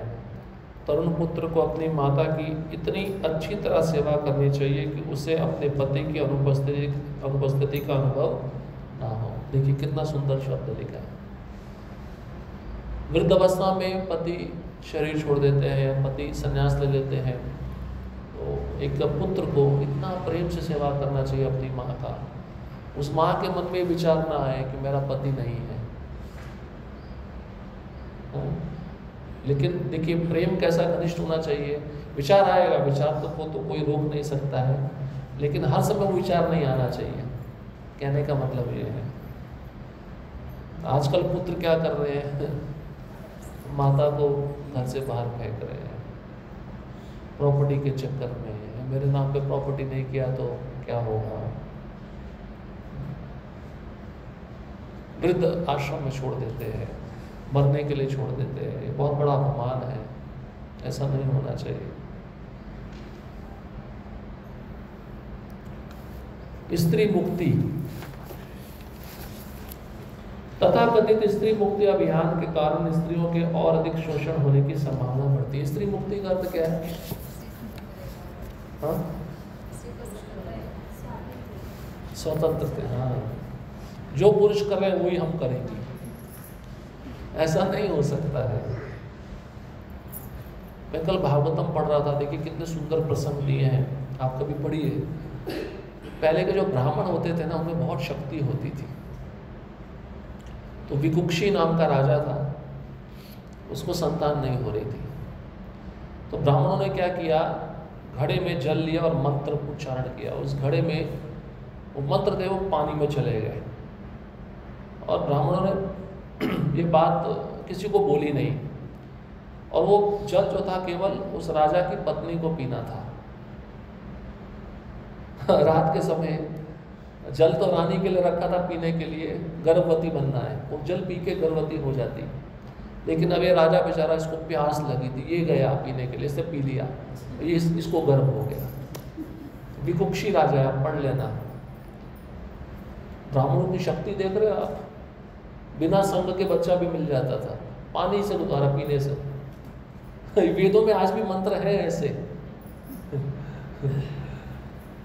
तो अब क्या किए, फिर गर्भ हो गया, उसको बच्चा नीचे से निकला, उसका नाम शशाद पड़ा। भागवतम में वर्णन है। अब आजकल की स्त्रियां बोलती हैं, देखो हम बच्चा पैदा कर सकती हैं, पुरुष कर सकता है क्या? भागवतम में वर्णन है। हमें मुक्ति चाहिए, स्वतंत्रता नहीं मिल सकती, कई परिस्थितियों में नहीं मिल सकती है। अभी आप देखो, एक उदाहरण है, जैसे टीचिंग का जॉब होता है, उसमें आप माताएं पढ़ा सकती, बच्चों को अच्छा हैंडल करना है तो माताएं चाहिए, पुरुष हैंडल नहीं कर सकते। क्योंकि भगवान ने वो कला माताओं को दी है। 10 बच्चे होंगे तो माता जी हैंडल कर लेंगी, लेकिन पुरुष एक बच्चे को भी हैंडल नहीं कर पाएगा, परेशान हो जाएगा। इसलिए आप देखिए, पहले के ज़माने में छोटे छोटे जो प्रेप नर्सरी क्लासेस होते हैं, उसमें माताएं संभालती छोटे छोटे बच्चों को। तो टीचिंग का जॉब अच्छा है स्त्रियों के लिए। लेकिन अब स्त्री चाहे मैं और पैसा कमाऊँ, मल्टीनेशनल कंपनी में जॉब करूँ, पुरुषों के कपड़े पहनकर, क्या होगा? क्या होगा? शोषण होगा, निश्चित होगा। शुरुआत में वो शादीशुदा है, वो गई, वो तो अपने कार्य करने के लिए गई है, तो जो बॉस है ना, उसको अधिक सैलरी देगा अपने पास बुलाने के लिए, उसका गलत फायदा उठाएगा। ऐसे शोषण शुरू होता है। इसलिए उसको अपनी मर्यादा में रहना चाहिए। और प्रभुपाद जी लिखते हैं, जितना स्त्री अपने पति के संरक्षण में, उतना वो ज़्यादा आज़ाद है। क्योंकि किसी दूसरे पुरुष का नजर उस पर नहीं पड़ेगा। इसको आज़ादी कहते नहीं कहते। अब आज़ादी ऐसे हो कि जाओ अपना शरीर का कपड़ा उतार दो, जो भी पुरुष है उसका संग करो, इसको आज़ादी कहा गया है? इसको आज़ादी नहीं कहा गया। ये प्रभुपाद जी ने कितना अच्छा शिक्षा दिया है। इसलिए प्रभुपाद ने पहले ही संस्कार दिए, जब ये संस्था बनाई, माताओं को कैसे रहना चाहिए, साड़ी पहनना चाहिए, अपना सिर ढकना चाहिए। ये संस्कार आज के नहीं है, पहले से ही है। हमारा सनातन संस्कृति ऐसे सिखाता है हमको। बाल नहीं दिखने चाहिए स्त्री के, खुले बाल तो बिल्कुल नहीं दिखने चाहिए। खुले बाल पता है कब किए जाते हैं? विधवा भी, और जब उसका पीरियड आता है, मासिक समय आता है, तब किए जाते हैं। आजकल तो आप बाजार में जाओ, क्या क्या देखने को मिलता है। यहाँ पे तो परिस्थिति फिर भी ठीक है। उत्तर भारत में जो आजकल मॉडर्न शहर हो गए, बड़ी भयानक परिस्थिति है। उनको पता ही नहीं मैं कपड़े कैसे पहन के मंदिर में जाना है, ये भी पता नहीं है। इसलिए दक्षिण भारत में नियम क्या बनाए हैं देखे ना, उन्होंने अपनी संस्कृति को बचा के रखा हुआ है। भैया नाश नहीं होना चाहिए, ये जरूरी है, क्योंकि लोग भूलते जा रहे हैं। अभी भूलने का कारण क्या है? पहले गुरुकुल होते थे, साधु लोग आते थे, अब सब बंद हो गया। टीवी ने गुरु का उपाधि ले लिया, सब वही सिखा रहा है, तो कहाँ से संस्कार आएंगे? इसलिए जरूरी है, स्त्री स्वतंत्रता नहीं होनी चाहिए, समान अधिकार नहीं मिल सकते। ठीक है, जो कार्य भगवान ने स्त्री को करने के लिए दिया वो पुरुष नहीं कर सकता, जो पुरुष को दिया वो स्त्री नहीं कर सकती। एक शरीर का स्वभाव बनाया है ना, साइकोलॉजिकल नेचर बनाया है ना, समझना चाहिए उस बात को।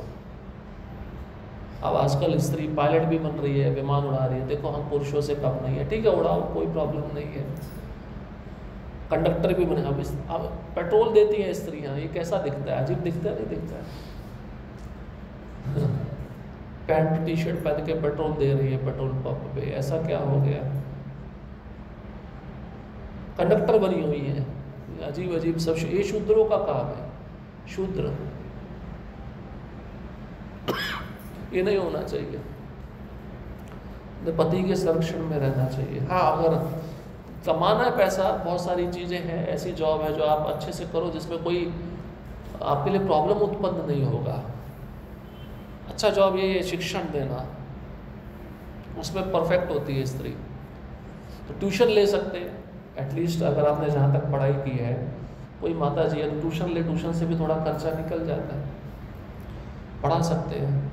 आजकल के सिलेबस बहुत आसान रहते हैं, जैसे 5वीं से 10वीं कक्षा तक वो पढ़े होते हैं तो उनको याद रहता है, पढ़ा सकते हैं, उससे आपका थोड़ा इनकम बन जाएगा। लेकिन स्कूल में भी पढ़ा सकते हैं, लेकिन उससे ज़्यादा आगे नहीं जाना चाहिए, ठीक नहीं है।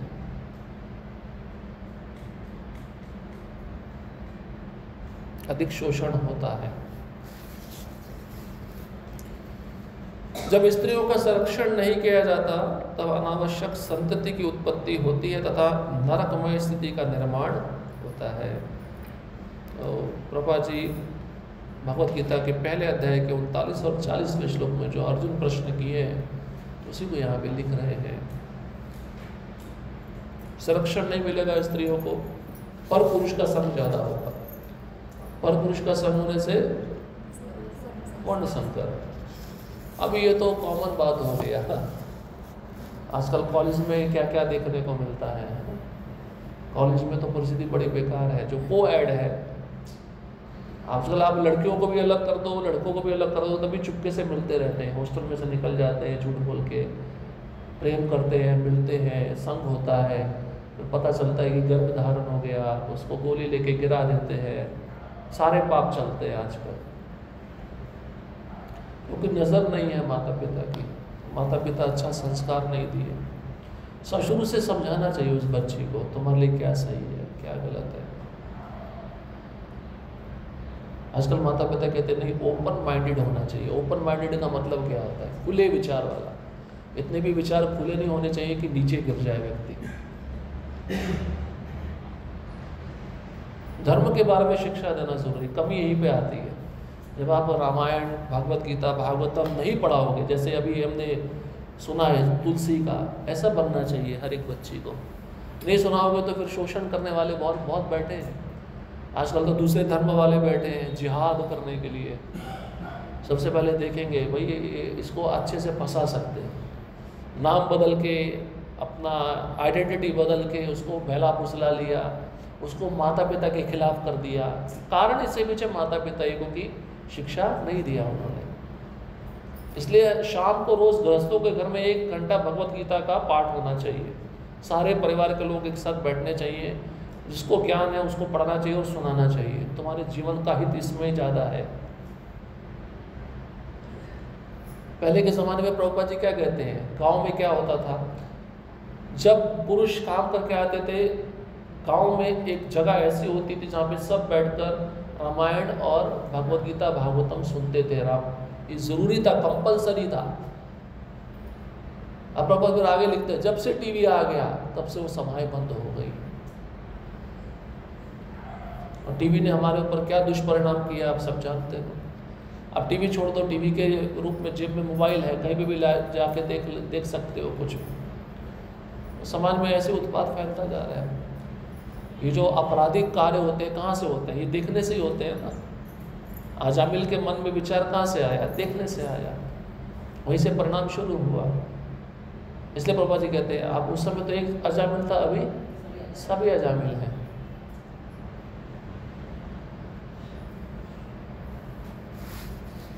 बच्चे भी ऐसा होता है,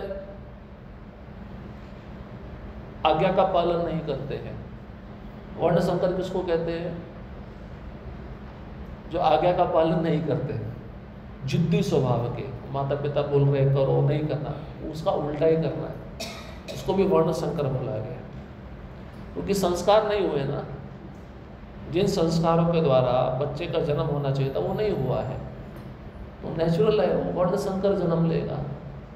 जैसा तुम्हारा चेतना था वैसा ही वो चेतना उस जीव में आएगा और उसी चेतना के अनुसार वो कार्य करेगा। इसलिए क्यों बोलते हैं गर्भाधान संस्कार, विधि क्यों बोलते हैं कि शुभ घड़ी हो, शुभ तिथि हो, शुभ स्थान हो, गुरु का आज्ञा का पालन हो, 64 माला जप हो, और भाव ये हो कि जो भी जीव आएगा उसको हम भगवान की सेवा में लगाएंगे, उसको भक्त बनाएंगे। ये सब नहीं है, इसलिए वर्ण संकर जन्म लेता है। वर्ण संकर मतलब राक्षस।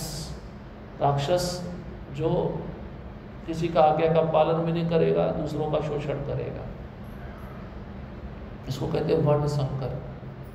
आजकल समाज इसी से भरा पड़ा है। आजकल इलेक्शन का माहौल है ना, पैसा दो वोट आप लो, पैसे से बेच दो। ये वृत्ति कहाँ से आ रही है, ये राक्षसों की वृत्ति। धर्म से कुछ लेना देना नहीं है। स्त्रियों के गुण, लज्जा स्त्रियों का अति मानवीय गुण है। ये स्त्रियों को पुरुष का आदर करने के लिए प्रेरित करता है।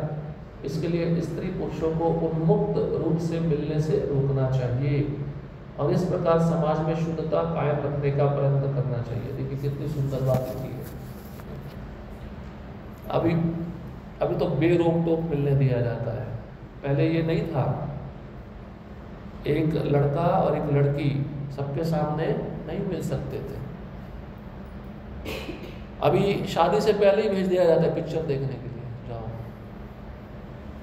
है या नहीं है, दोनों एक दूसरे को समझ सके। क्या समझेंगे, ये चीजें समझाने वाली होती है क्या? दोनों को कुछ समय के लिए किसी एकांत जगह पे भेज देते हैं, तुम चर्चा कर लो। क्या क्या चर्चा करना है? माता जी कह रही शादी से पहले शूटिंग हो। ये आसुरी वृत्ति है, सब आसुरी वृत्ति है। इसलिए प्रहलाद महाराज क्या बोले हैं, आप मक्खन को अग्नि के पास में लेके जाओगे, मक्खन पिघलेगा ना, स्वभाव है उसका पिघलना, चाहे आपने उसको कितना साल तक फ्रिज में क्यों ना रखा। विश्वामित्र मुनि 60,000 साल बैठे थे, 60,000 साल। हमसे 2 घंटा एक जगह पे नहीं बैठा जाता है। वो व्यक्ति विचलित हो गया केवल सुनकर। अब सोचो, सौबरी मुनि, वो तो देखे भी नहीं थे, नर और मादा मछली को टच करते हुए देखे, विचलित हो गए। कितने प्रमाण हैं शास्त्रों में। और आजकल समाज इसको प्रोत्साहन दे रहा है, इसका एडवर्टाइजमेंट कर रहा है। इसको जितना ज़्यादा प्रचार करो उतना अच्छा है। अच्छा नहीं है। समाज में जो गलत हो रहा है समाज के लिए बहुत भयावह है। इसलिए पहले के ज़माने में ऐसे घर बनाए जाते थे, पुरुष बाहर रहते थे, स्त्री और बच्चे अंदर रहते थे। और बाबा जी तो यहाँ ने लिखे जब संतान उत्पत्ति करना हो तब दोनों मिलते थे, तो नहीं मिलते थे, एक साथ रहते भी नहीं थे।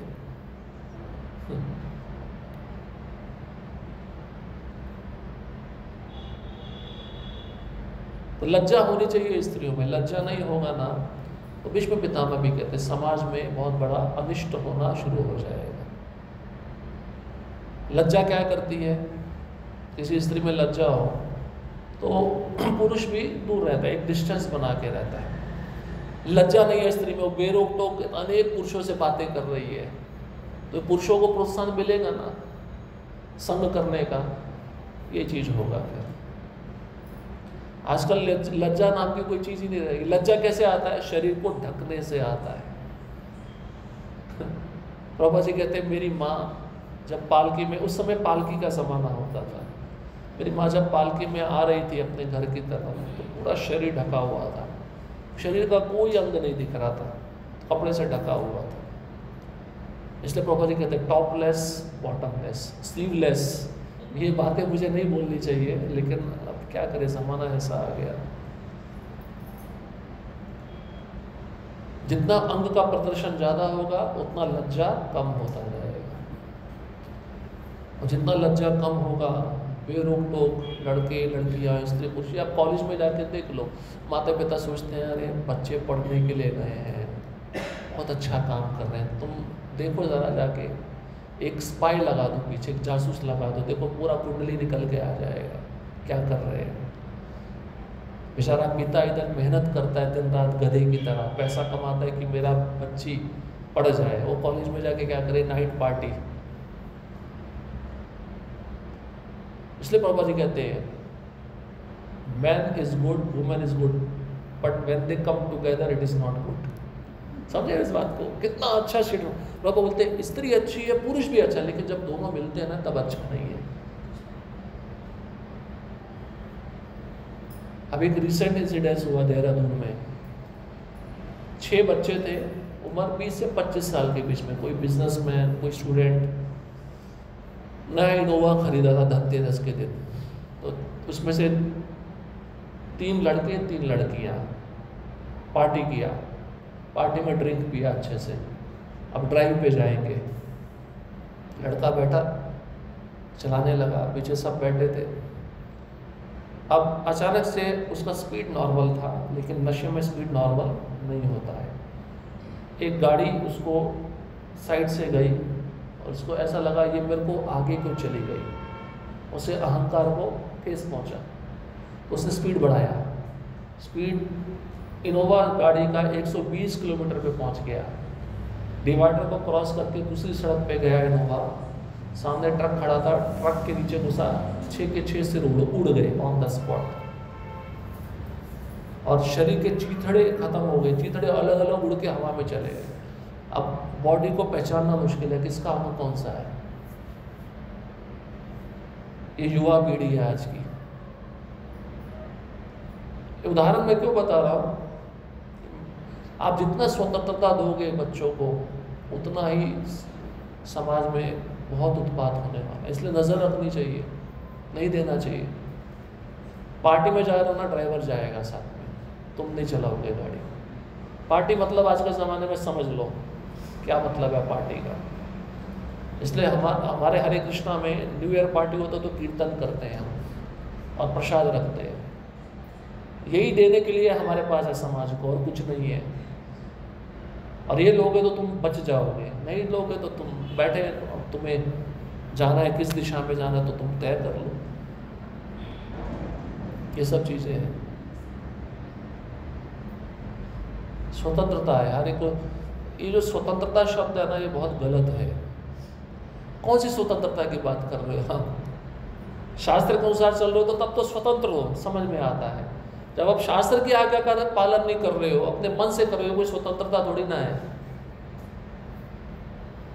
ये स्वतंत्रता हो तो तुमको 84 लाख योनि में घुमाने वाली है। उसमें से एक बच्ची थी, झूठ बोली, पिता बोले सो जाओ, बोले मैं सोने जा रही हूँ। गई पार्टी में, ड्रिंक किया और ख़त्म हो गई। बोल के गई पिता को सोने के लिए, स्वयं हमेशा के लिए सोने के लिए चली गई। एक ही लड़की थी। अब माता पिता क्या करें? पैसे की कोई कमी नहीं हो, तुम्हारा पैसा कोई काम आएगा? अभी जो अनमोल चीज़ थी वो तो चली गई, अब पैसे से तुम खरीद के ले आओ। ये स्वतंत्रता है? नहीं होनी चाहिए ऐसी स्वतंत्रता। माता पिता का नज़र होना चाहिए बच्चों पे हर समय, ज़रूरी है। क्या कर रहे हो, कहाँ जा रहे हो, ठीक है, उसको थोड़ा फ्रीडम दो, ऐसा बात नहीं बांध के मत रखो, लेकिन कुछ लक्षण है जो आपको पता होने चाहिए। गलत चीज दिशा में जा रहे तो आपको पता होना चाहिए कुछ ना कुछ तो गड़बड़ हो रही है। लज्जा जरूरी है। लज्जा नहीं होगी तो बेरोक टोक मिलते रहेंगे और उससे वर्ण संकर संतान उत्पन्न होगी। स्त्रियां पुरुषों की प्रेरणा की स्रोत है। वास्तव में वह पुरुषों की अपेक्षा अधिक शक्तिशाली है। देखो प्रभुपाद क्या इसमें भी लिखा है, पुरुषों से ज्यादा शक्तिशाली कौन है? स्त्रियां। कैसे?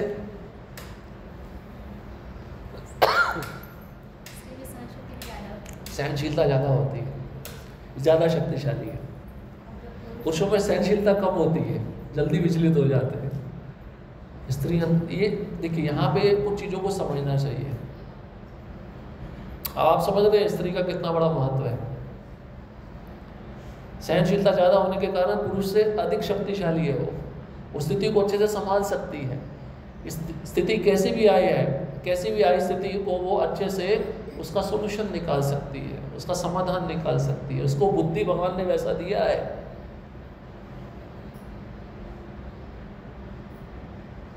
इसलिए उसका संरक्षण जरूरी है। एक गुण है स्त्रियों में।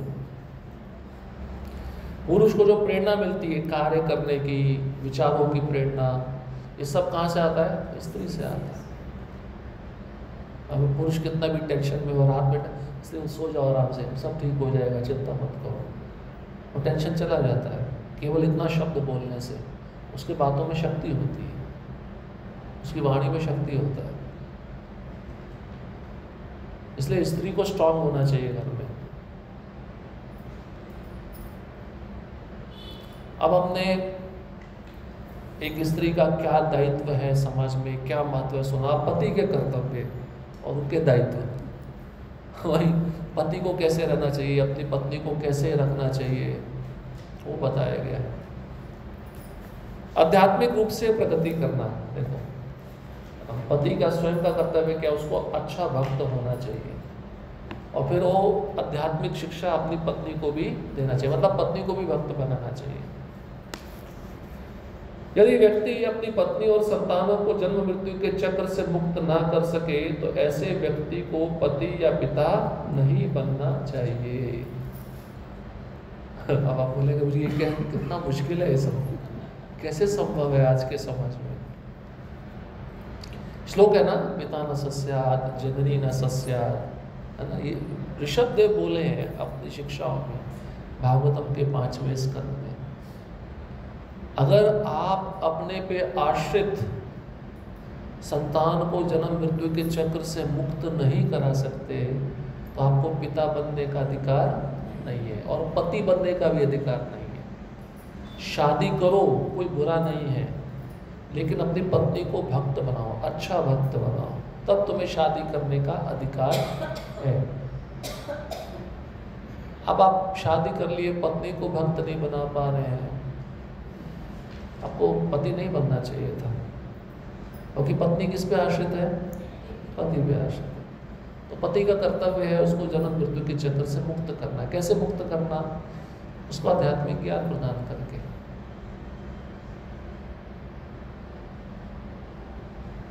और ये नियम अभी सरकार लागू कर दे और सबको भक्त बनना पड़ेगा, सबको हरे कृष्णा में एडमिशन लेना पड़ेगा, सरकार लागू करेगी नहीं। पहले के ज़माने में राजा ऐसे नियम निकालते थे, पता है, एकादशी का जो व्रत नहीं रखेगा उसको फांसी है। आप सोच सकते हो कभी इसका वो राजा कितना कट्टर होगा। ये पहले के ज़माने में होता था, एकादशी राजा रखता था तो पूरी प्रजा रखती थी, उसमें से किसी ने नहीं रखा उसको मृत्यु दंड है। इसलिए जिम्मेदारी जो लिया है उसको निभाना भी चाहिए। इसलिए माता पिता का भी एक कर्तव्य है, बच्चों को जन्म देना कोई बुरी बात नहीं है, तो कितने भी जन्म देना दो, लेकिन उनको भक्त बनाओ, उनको धर्म का शिक्षा दो। माता पिता ये तो बोल देते चलो विदेश चले जाओ पढ़ाई करने के लिए अच्छा नाम कमाओ, अच्छा बिजनेस सेटल करो, पैसा कमाओ, ये सब सेकेंडरी चीज़ है, ये मृत्यु के समय काम नहीं आएगा। आपका धर्म आपका काम आएगा। और कितनी भी सफलता प्राप्त करो उसके पीछे आपका जो आध्यात्मिक ज्ञान है वो बेस है, वो आपको मदद करेगा जीवन में भौतिक सफलता प्राप्त करने के लिए। आप उदाहरण उठा के देख लो, जितने भी लोग भौतिक रीति से संपन्न हुए हैं उनके पीछे अगर कोई हाथ है तो वो उनका स्त्री का है और वो भक्त होगी, उसने वो ऐसा ज्ञान दिया होगा और उस ज्ञान पे वो व्यक्ति चला होगा, तभी तो सफलता प्राप्त किया ना। तो ये ज़रूरी है, ये शिक्षा देना ज़रूरी है। इसलिए प्रभुपाद जी कहते थे गुरुकुल होने चाहिए, गुरुकुल में बच्चों को ये शिक्षा दी जानी चाहिए। प्रभुपाद बोले मैं अमेरिका घूम के आया, कहीं पे भी आत्मा का डिपार्टमेंट नहीं है, सब विषय का डिपार्टमेंट है लेकिन आत्मा का डिपार्टमेंट नहीं है। आत्मा क्या है, आत्मा का कितना सुंदर ज्ञान भगवत गीता में भगवान ने बताया। अर्जुन ने सुना तो हैरान हो गया, उसको भी पता नहीं था। बोले भगवान कहते हैं इस आत्मा को देखने पर सुनने पर लोग आश्चर्यचकित हो जाते हैं, क्योंकि देखा नहीं जा सकता, इसको काटा नहीं जा सकता, इसको जलाया नहीं जा सकता, इसको गीला नहीं किया जा सकता, इसको हवा स्पर्श नहीं कर सकती। अब बताइए ऐसी कोई वस्तु है आपने कभी सुनी थी? मैं सुनकर भी हमको विश्वास नहीं होता है और माप भी बता दिया 10,000वें अंश के बराबर है। आप सोचिए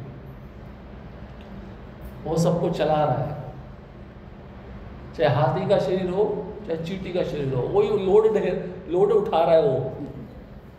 तो कितना शक्तिशाली जीव होगा सोचिए आप, है या नहीं? भगवान ने वो ज्ञान दिया, देखो कितना। इससे सुनकर ना हमको डर नहीं लगना चाहिए, हम मरने वाले नहीं है, शरीर मरता है ना। प्रभुपाद जी एक जगह लिखते हैं अगर आपका ये शरीर तो जल जाएगा, अगर आपके सूक्ष्म शरीर में कोई भौतिक भोग की इच्छा नहीं तो वो भी जल जाएगा, और दोनों शरीर जल गए अगर आत्मा शुद्ध है वो भगवत धाम चला जाएगा। लेकिन ये शरीर जल गया, इस शरीर के जलने पर अगर आपके सूक्ष्म शरीर में भी भोग की इच्छा बनी रही, सुई के नोक जितनी, तो दोबारा जन्म लेना पड़ेगा। इसलिए वो सूक्ष्म इच्छा जो सुई के नोक जितना है उसको खत्म करना चाहिए, तब आप भगवत धाम जा सकते, तब वो आत्मा पूरी तरह शुद्ध हो जाएगा।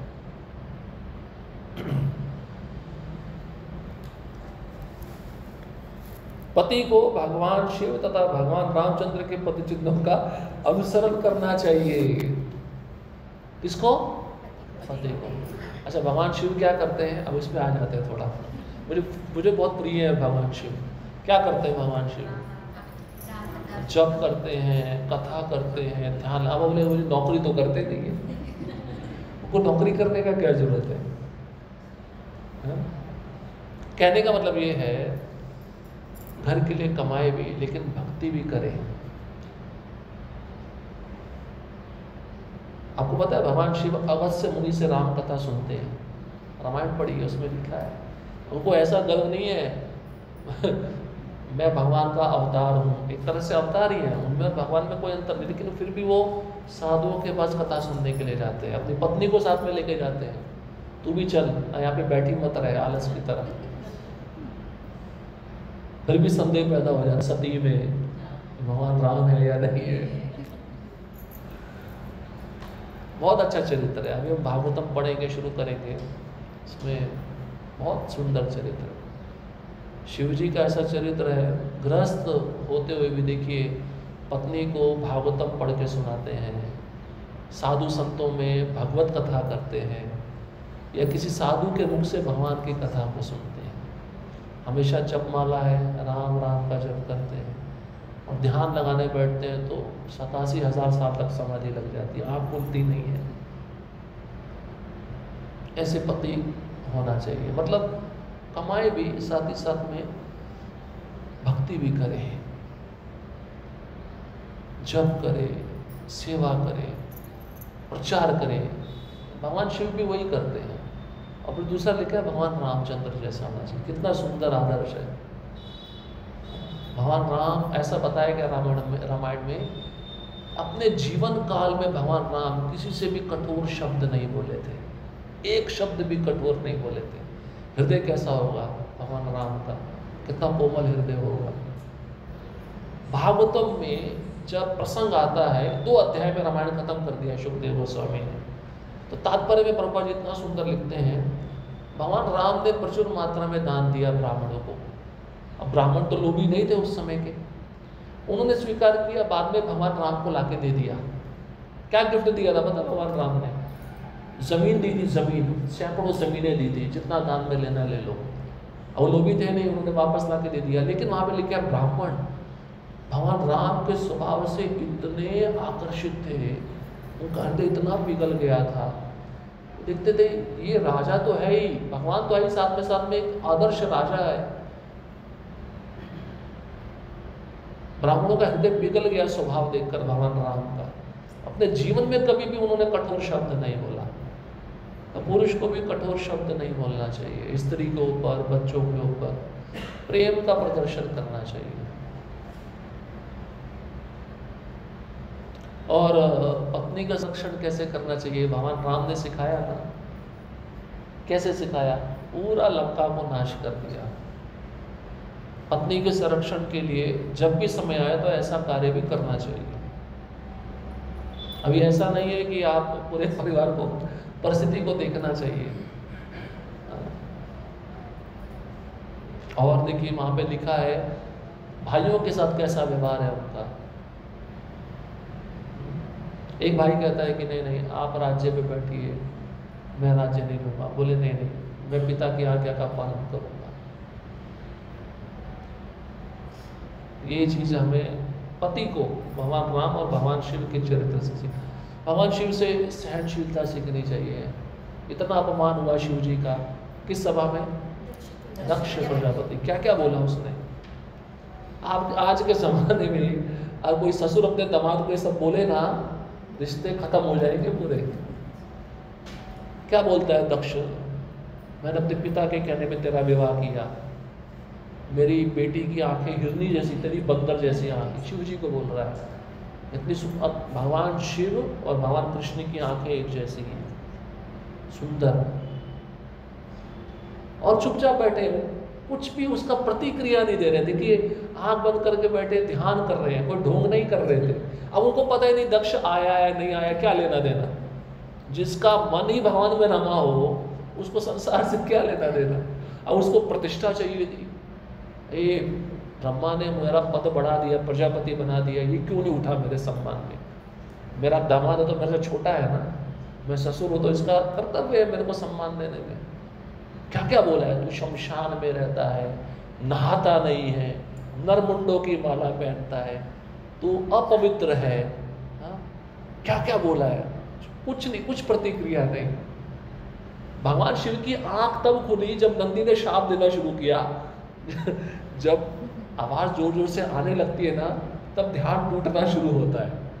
तब भगवान शिव ने सोचा ये स्थान रहने लायक नहीं है, यहाँ पे मेरे प्रभु का निंदा हो रहा है और सब कुछ अनाप शनाप हुआ, वहां से चले गए। सहनशीलता कितनी है। लेकिन जब उनकी पत्नी ने शरीर छोड़ा तब उन्होंने वीरभद्र को प्रकट किया मारने के लिए दक्ष को। स्त्री का संरक्षण वहां पे भी आता है। पढ़िए वो चरित्र आएगा, उसमें बहुत कुछ सीखने को है। इसलिए उनका एक नाम है आशुतोष। जल्दी खुश हो जाते हैं, जल्दी नाराज भी हो जाते हैं। लेकिन जगत के कल्याण के लिए क्या पिया? विष पिया।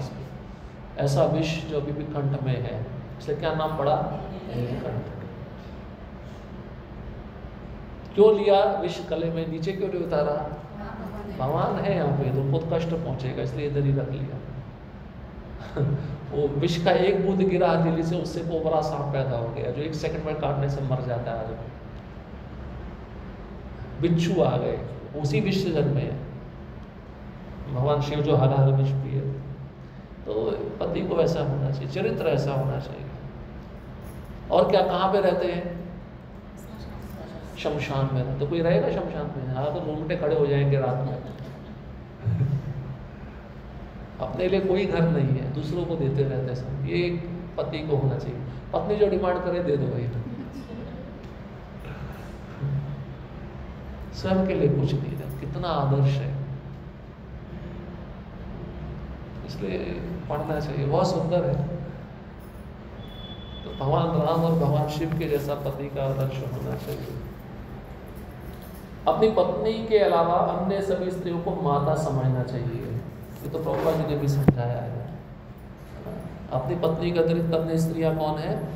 माता है, माँ के, उनको भी माता जी कह के पुकारना चाहिए। हम ब्रह्मचारी बोले तो सभी माता हैं, लेकिन एक गृहस्थ व्यक्ति के लिए अपनी पत्नी को छोड़कर अन्य सभी स्त्रियां माँ के समान है। माँ की दृष्टि से देखेंगे तो बुरा विचार नहीं आएगा ना, ये जरूरी, इसलिए यहाँ पे बताया गया। मातृवत परदारेशु परद्रव्येशु लोष्टवत, हर एक स्त्री को माँ के समान समझना।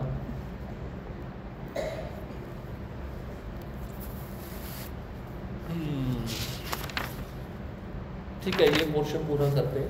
पत्नी की रक्षा करें, संरक्षण प्रदान करें। संरक्षण देने का अर्थ है सभी आवश्यक सुविधाएं प्रदान करना। संरक्षण देने का अर्थ ये नहीं है कि बचा लिया हो गया बस मेरा काम खत्म, मेरी ड्यूटी खत्म, ऐसा नहीं होना चाहिए। संरक्षण मतलब उसका जो इच्छा है वो पूरा। नया साड़ी चाहिए ले लो, नया गहना चाहिए ले लो।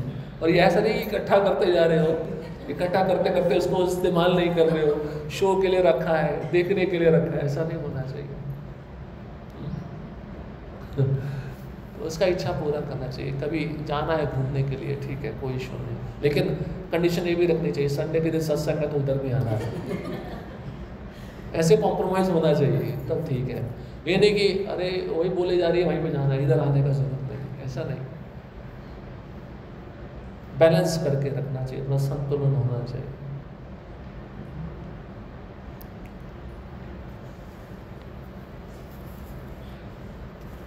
जिस प्रकार कोई अपने धन को उचित स्थान पर सुरक्षित रखता है, उसी प्रकार व्यक्तिगत रुचि लेकर अपनी पत्नी की देखभाल करनी चाहिए। बिल्कुल सही बात है। धन को कितना तिजोरी में रखते हो, है ना? ज़्यादा धन हो तो कितना तिजोरी होता है, कितनी चाबियाँ होती हैं, चाबी को तकिए के नीचे संभाल के रखते हो। ऐसे ही पत्नी का संरक्षण होना चाहिए, संभाल कर रखना चाहिए। इसलिए बताते स्त्री कोई नुमाइश नहीं है समाज के लिए, उसको संरक्षण मिलना चाहिए। जितना दायित्व है उतना दायित्व करे, लेकिन अपनी मर्यादा से बाहर जा रहे तो उसको समझाना भी चाहिए, तुम्हारा कर्तव्य नहीं है। इसलिए प्रेशियस हीरा होता है, हीरे को छिपा के रखते हैं ना किसी के हाथ में, ऐसे वो पत्नी है वो हीरे के समान है, संभाल के रखना चाहिए। सभी आवश्यक सुविधा जैसे अन्न, वस्त्र, आवास, आभूषण इत्यादि देकर पत्नी को संतुष्ट करते। कोई बात आ गई दोबारा, प्रभुपाद जी एक लेक्चर में कहते हैं 5 चीज़ें चाहिए होती हैं स्त्री को: अच्छा घर, संतान, अच्छा खाना, कपड़े और गहने तो देना चाहिए। बड़ा कॉस्टली अफेयर है, पैसा लगता है ज़्यादा, लेकिन आप विवाह किया तो इसको पूरा करना चाहिए। आपका दायित्व, आपका रिस्पॉन्सिबिलिटी है, जिम्मेदारी। नहीं दोगे तो क्या होगा? झगड़ा होगा, मेरे को क्यों नहीं मिल रहा। परिस्थिति को भी देखना चाहिए। आर्थिक स्थिति ठीक नहीं है तो ज़्यादा डिमांड नहीं होनी चाहिए, उसी में संतुष्ट रहो। जब भगवान कृपा करेंगे तो आप मांग सकते हो। संपूर्ण सुरक्षा के लिए सभी आवश्यक सुविधाओं को पूरा करने हेतु थोड़ा बहुत परिश्रम करना पड़े तब भी करे, यही एक विश्वसनीय पति का कर्तव्य है। भगवान श्री रामचंद्र ने अपने उदाहरण से दिखाया है। वही बात आ गई, संपूर्ण सुरक्षा देने के लिए किसी हद तक जाना पड़े। जैसे भगवान राम ने अपनी पत्नी सीता का संरक्षण देने के लिए पूरी लंका को खत्म किया ना, वैसा भी करना पड़े तो करना चाहिए। लेकिन अब ये करेंगे आज के ज़माने में, तो आप क्या एक्सपेक्ट करते हो? गवर्नमेंट क्या करेगी, सरकार क्या करेगी? हमको जेल में डाल देंगे। एक बार हुआ ऐसा, पता है आपको, मायापुर में जो अपना गंगा नदी को पार करने के लिए हम लोग बोट में बैठते हैं ना, वो एक विदेशी पति पत्नी थे बेचारे, नए नए आए थे मायापुर में। अब विदेशी माताएं बड़ी सुंदर होती हैं, तो बंगाली लोग थे, वो छेड़ रहे थे, तो उसके पति को सहन नहीं, उसने एक ही मुक्का मारा, आदमी मर गया वहीं, उस पर केस हो गया, उसको डिपोर्ट कर दिया, वो कभी आया नहीं मायापुर। आप समझ रहे हैं, ऐसे संरक्षण होना चाहिए। कोई बुरा भी बोले पत्नी के बारे में, सहन नहीं होना चाहिए उसके प्रति। अब सिचुएशन भी देखनी चाहिए, भाई वो गलत काम कर रही है तो उसका भी, उसको प्रोत्साहन नहीं देना चाहिए। ऐसा नहीं कि गलत काम कर रही है, नहीं नहीं ये सही है। स्थिति को देखकर जांच पड़ताल करके बातचीत होनी चाहिए। तो भगवान राम का उदाहरण दिया है, संरक्षण देना हो तो ऐसा संरक्षण देना चाहिए एक पत्नी को। कर्तव्य दक्ष तथा समर्पित होना आवश्यक है। अपनी जिम्मेदारियों को समझना पति का कर्तव्य है। ऐसा नहीं कि भावुकता में मैं सब कुछ छोड़ दूँ, यही मैं भक्ति करूँगा, नहीं। अब उसका जिम्मेदारी जो है उसको निभाना चाहिए। एटलीस्ट गृहस्थ आश्रम 50 वर्ष तक निभाना चाहिए, उसके बाद में वानप्रस्थ ले ले, कोई इशू नहीं है। लेकिन बच्चों को सेटल करना चाहिए। इसको कहते हैं कर्तव्य दक्ष, अपने कर्तव्यों में जिम्मेदारी दिखाना।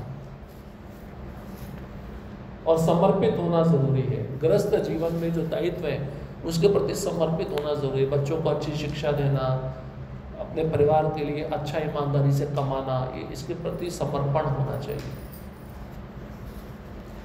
पत्नी को आध्यात्मिक विषयों में पारंगत करे, उसके लिए स्वयं उत्कृष्ट भक्ति का प्रदर्शन करते हुए सत्व गुण के स्तर पर आए। उसको स्वयं भी सत्व गुण में रहना, उसको भी सत्व गुण में लाना है। माताएं ज्यादा रजो गुण में रहती है, पता आपको। पहले आप सत्व गुण में रहोगे तभी तो आप उसको सत्व गुण में ला पाओगे ना। सत्व गुण में कैसे लाओगे? उसको आध्यात्मिक ज्ञान प्रदान करके। अब आप अपनी पत्नी से सेवा ले रहे हो, राधा गोविंद महाराज ऐसा कहते हैं, आप पत्नी आपको अच्छा अच्छा चपाती बना के खिला रही है, सब्जी बना के खिला रही है, स्वीट बना के खिला रही है, आपका कपड़ा धो रही है, कभी कभार कुछ शरीर में प्रॉब्लम होता है तो मसाज भी कर देती है। तो सब सेवा आप ले रहे हो तो आपके ऊपर ऋण चढ़ रहा है, नहीं चढ़ रहा है? किसके ऊपर? इनके ऊपर ऋण चढ़ रहा है, क्योंकि सेवा ले रहे हैं ना आप किसी से, उसका ऋण ऊपर चढ़ता है, कर्जा चढ़ता है। तो वो ऋण उतारने का तरीका ये है, उसको आध्यात्मिक शिक्षा देना, उसको भक्त बनाना, उसको निम्न गुण से सत्व गुण में लाना। इस प्रकार से उसको दक्ष होना चाहिए, तब वो जो कर्जा है, ऋण है, उससे वो मुक्त होगा। इसलिए स्त्री को बार बार समझाना जरूरी है, वो भूल जाती है, स्वभाव है उसका।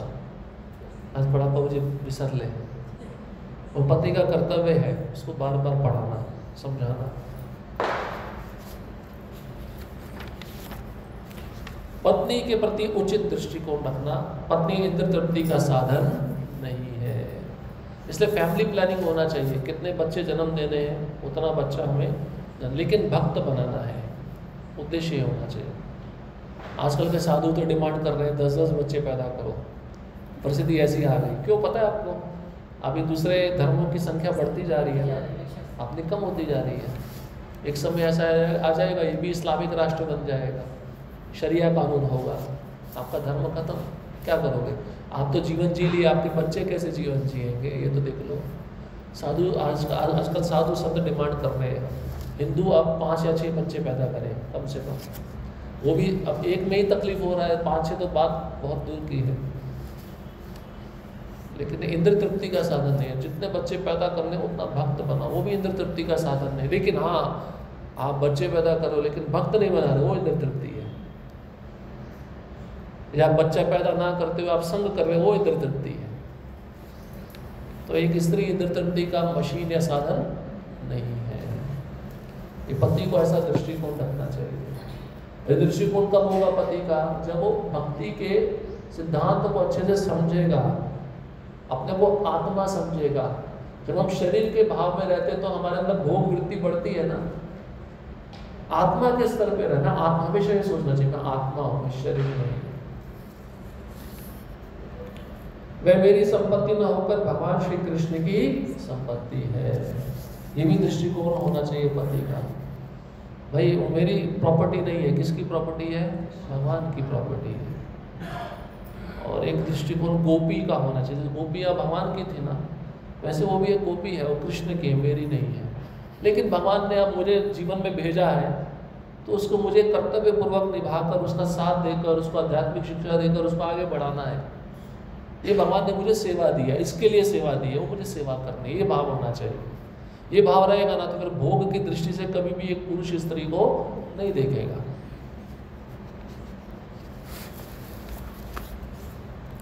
अपनी पत्नी को संभालने एवं उसे संरक्षण प्रदान करने में पति को अभिमान होना चाहिए। अपने कर्म के कारण स्त्रियों के लिए मर्यादाएं हैं। वास्तव में भगवान श्री कृष्ण ही सभी के संरक्षक हैं, अतः पति को नम्र भी होना चाहिए। तो यहाँ पे बताया गया पत्नी को संभालने में, संरक्षण देने में उसको गर्व होना चाहिए। और अपने कर्म के कारण स्त्रियों के लिए मर्यादाएं है ना, कोई मर्यादा है, कुछ रेखाएं हैं जिसको लांघना नहीं है। और साथ ही साथ भगवान कृष्ण सबके संरक्षक है, लेकिन एक निमित्त बनाकर मुझे संरक्षण के लिए दिया है तो मुझे अपना कर्तव्य निभाना है। इसलिए पति को नम्र भी होना चाहिए। ये सब पति के कर्तव्य हैं। अब अगले शीर्षक में पत्नी के कर्तव्य सुनेंगे, पत्नी के क्या कर्तव्य है। इसको हम ज़्यादा से ज़्यादा 2 क्लासों में पूरा कर देंगे अभी, उसके बाद में हम फिर भागवतम शुरू करेंगे। ये पे समाप्त करते हैं। हरे कृष्णा कृष्णा कृष्णा हरे हरे, हरे राम राम